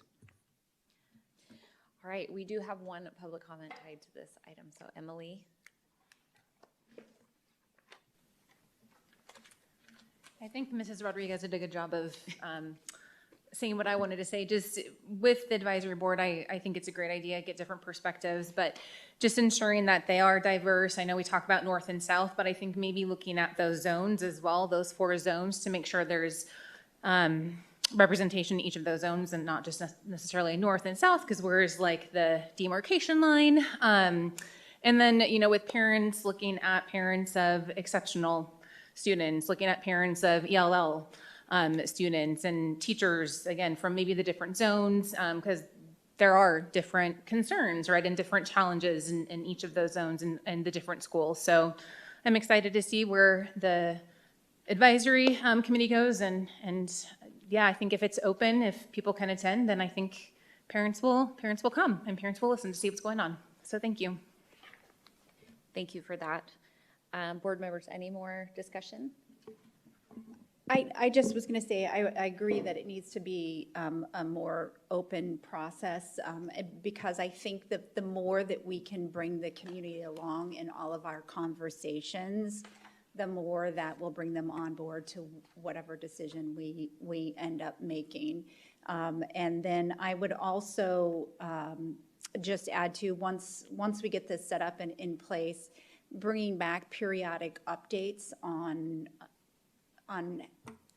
what's the next steps for this committee and so forth, I think would be really great to just incorporate that also into our cadence of our board meetings, just to maybe underneath the superintendent's summaries. So And also maybe just adding as well, Ms. Airy, if we can communicate to the families and staff, surrounding community, when that committee starts, where they can find the documents, because a lot of times, a lot of parents, they don't see it, where to go on the agenda and try to find the meeting minutes from each minute. So maybe just kind of sending that out periodically after each meeting. This is where you can find the meeting minutes to follow along. I just feel like that might be a better option as well to keep them along the process. Mrs. Proudfit, Mrs. Rooks, thank you for bringing that up. And I think this will be such a large undertaking by both district staff as well as the committee, and the investment of time. I think we'll absolutely want to keep parents and staff members apprised of their work along the way and make sure we are periodically sharing where they can go and check that. So thank you for elevating that. I think too, the benefit of having it be a board committee and subject to open meeting law is that if a parent can't, I know, only in the past couple of years would I have been able to commit to a committee like that just because of mom and work and, you know, all the different things. So I love the opportunity for them to be able to pop into a meeting, to be an observer, and to listen to the conversations like they would here. It's just another avenue for parents and community members to tie in. So thank you so much, Mrs. Rodriguez. You have been a champ tonight. Lots of presentations, so thank you so much. Moving on to 11.1, we do not have any closing public comments, so we will go to 12.1, report on upcoming meetings and events. Ms. Airy, any updates? Mrs. Proudfit, just want to wish everyone a wonderful Independence Day coming up, and to enjoy the time with family and friends. Thank you. Yes, absolutely. Moving on to 12.2, legislative, state, and local updates. Ms. Rodriguez, I know you just sat down, but any updates for us? The state legislature and the governor's office came to an agreement for the state budget, so we were very happy about that, obviously. We talked a little bit about the funding that we received with our 2% inflation adjustment. There's still, and we got the safety grant, and that was funded through the state, and we really appreciated the funding for that. A few of the things that we still are pushing for, advocating for, as always, is a permanent solution to the 1, 2, 3 funding that we hear. There hasn't been any permanent solution. There are some ballot measures that are coming up, one way or the other, on that proposition renewal. The other item is always advocating for more funding for our school facilities board, as we have aging buildings in districts such as Peoria who haven't been successful in passing bonds. We're always advocating for that as well. We didn't see a whole lot of additional funding in that area. There were also some eliminations of funding that I just wanted to bring to your attention. One of them is the adult education workforce. Monies were taken out of that. And then also the dual enrollment incentives that we pay to teachers, and then 9th grade on track incentive. So there was some reduction in funding in some of those areas, but overall, the district is in pretty much the same, well, you saw the budget tonight, so state didn't do a whole lot of dramatic things as far as, we didn't receive any additional capital money, which we always like to see as well. And the classroom site fund is a pretty steady income for us. That is my report this evening. Thank you. 12.3, our budget report is available on our website. 12.4, our district enrollment report, also available on our website. 12.5, we have the attachment for our future agenda requests on the agenda. And 12.6, this is a new report. Do you have anything you want to say about it, Ms. Airy? Mrs. Proudfit, thank you for bringing this up. This is agenda item 12.6, and you are looking at a new report before you. And if you don't mind, I'd just like to orient you to what you are viewing. This is a 12-month snapshot of public records requests received by the district. There's both the request number, the status, and I know we did have a community member ask about the requester. There's a column called requester number, and it does assign a number to each requester. So if you scroll through, you will be able to see if we have any individuals that have submitted multiple requests. You'll see that number repeat. I wanted to just share with you that status column that indicates if a request was completed or potentially canceled, and just wanted you to know that sometimes that cancellation can be by the requester. It might be that we had to reach back out to that requester and ask them to refine their request because we were unable to fulfill it as they have prepared it. Maybe what they asked for wasn't a record. Maybe they asked for something that was too broad in nature to allow us to pull it through our system. And then if they don't respond in a certain amount of time, then we go ahead and close that request out. That can also mean that we denied the request. And so there are requests that might be of a commercial nature, and there might be a request that is for student information that we are not going to give. And so we may deny that request, but our system marks that as canceled, not denied. So just wanted to give you a little bit of additional information. This report is representative of the regular public records requests that have come in, as well as the educational requests that may come in. And we have, of course, gone through to redact any of the student names or information that is listed in this report that we are not going to be able to share publicly. So certainly available for any feedback from the governing board as this report continues to be added for transparency for our community. Thank you. Great. Board members, is there any questions on this new report? Great. Well, thank you for compiling. I think it's a great transparent step just to, keep us accountable for how long things are in the queue, and to just let the public know the depth and breadth of that work and where the questions, what they're asking for. It's a combined effort, and so I like to have as much transparency as possible. So thank you very much, Ms. Airy, for providing that and monitoring that report. We'll move on to 13.1, request for future agenda items. Mrs. Rooks, any requests today? Yes. I know I've asked for a vote on the attorney-client privilege for the Centennial High School case and working with collaboration with Peoria PD and the Maricopa County Attorney. So I just kind of want to reiterate that it has not been on the agenda yet. So just was requesting that again. I'll second. Thank you, Ms. Bowles. I would like to have some type of message. I know that it was brought up at our previous meeting. We had an exec session that was made open and Dr. Ryan Leducer on June 9th, 2026. And I just want something to go out that the two board members that requested that was President Toby and Becky Proudfit. So I don't know how we can relay that message because that question was brought up at that point, and just want to make sure the community is aware of that.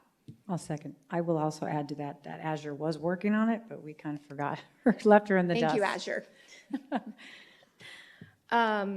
The next one is just an update on our school safety grant. I know, Ms. Rodriguez, you mentioned that it was approved. I just want to make sure, are we going to be voting on it, accepting it, that award at a future board meeting was just my question. If a Friday report's fine. I'll second that. Thank you. I would like to, if we need to revisit our policy around our legal attorney, when there is a decision that needs to be made regarding giving direction to the attorney, regarding any motions, search warrants, anything that's filed with a judge, I would like to have that be a discussion on that policy, to have the entire board vote on that, whatever decision that may be out in public. I'll second. Thank you. This is another one that we can do a discussion later on in the fall. Just looking for discussion presentation on how the district goes through IEPs and reclassifying kids to preserve funding. I believe there was a state complaint that came back with 3 findings on PUSD in regards to this. So I'd like to have that at a future discussion. I would also like to include if there is a financial incentive baked into how disabled preschoolers get categorized and how it drives which kids generate state money, and if the district adjusted any classifications to match. I'll second. And I have it written down, so if that's a whole lot, Ms. Rodriguez, I can also just hand it to you, so, okay. Two other things here. I'd like to request both of these items. A second opinion from a different law firm, not connected to Centennial High School investigation, on how the governing board can view the Title IX report surrounding Centennial High School teachers, Haley Beck and Angela Berlacca. I don't know if that needs to be a future vote. I just want to be able to have that second opinion. I'll second. The other request is I'd like to see about what we can do to reach out to the Federal Department of Justice Office and the Office for Civil Rights on whether or not we need to investigate the district on the Title IX investigation report, and to ask if the board, reaching out to that department, reaching out if we can view the Title IX investigation on Centennial High School in executive session. So I would like to reach out to our federal government. I'll second.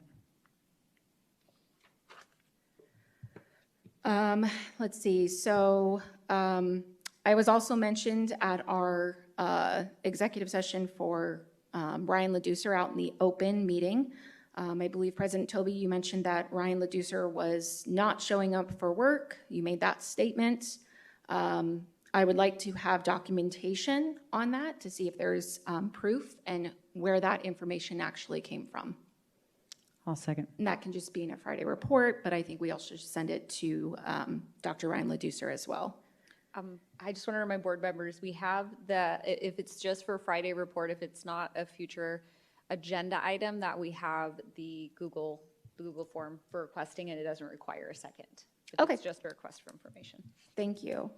Last one is I would like the board to have some type of future vote to issue some type of a statement with regards to the Liberty Wrestling Program. Kind of the statement of what came out from the Maricopa County Attorney's Office, the Peoria Police investigation, reiterating that, and also just apologizing to all of the parties involved and what the students had to go through this year with the harassment around that and the staff and coaches. I'll second. And that's my future requests. Thank you. Mrs. Ewing, any future requests? I'll submit them, thank you.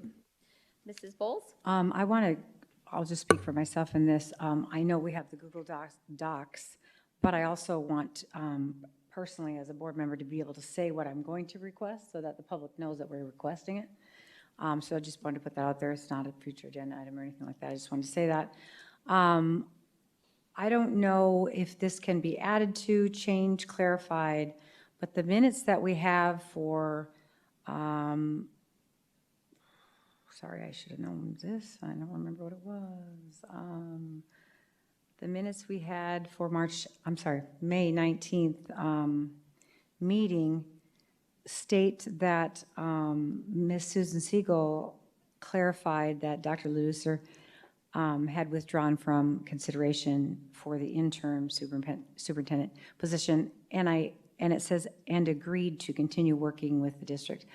I know that's her statement, but can we put Dr. Ledusser's in there? Because I think that would be under. I think that we should have it more in those minutes to reflect what Dr. Ledusser actually said as well. So Did I miss it? that meeting was this, just so you know, that was the special meeting. Right. That one was not the meeting that we just had on, I believe it was June 7th. Oh, you're right. Yes, so just clarification. Okay. Yes, that's okay. We don't need to do that then. Okay.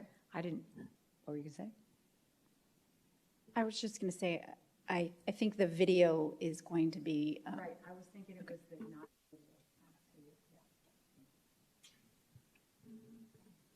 Is that it? I do not have any future requests because I don't want Marcy to quit, and I gave you a lot of December tasks, so I feel like. Do you have President Toby? Oh, thank you again. President Toby, do you have any future agenda requests? Just one, just to satisfy a periodic review of legal updates, just scheduling Susan Siegel for an executive session next month for legal updates on current outstanding cases facing the district. I will second. Any others? That's it for now. Thank you. Thank you. All right, we're going to move on to 14.1 adjournment. I move to adjourn the meeting at 9:26 p.m. I will second. We have a motion made by myself and a second made by Mrs. Rooks. President Toby, Yes. Ms. Bowles, Yes. Mrs. Rooks, Yes. Mrs. Ewing, Yes. Mrs. Proudfit. Yes. Thank you. Meeting is adjourned. Thank you, everyone, for coming, and thank you, President Toby. Enjoy your vacation.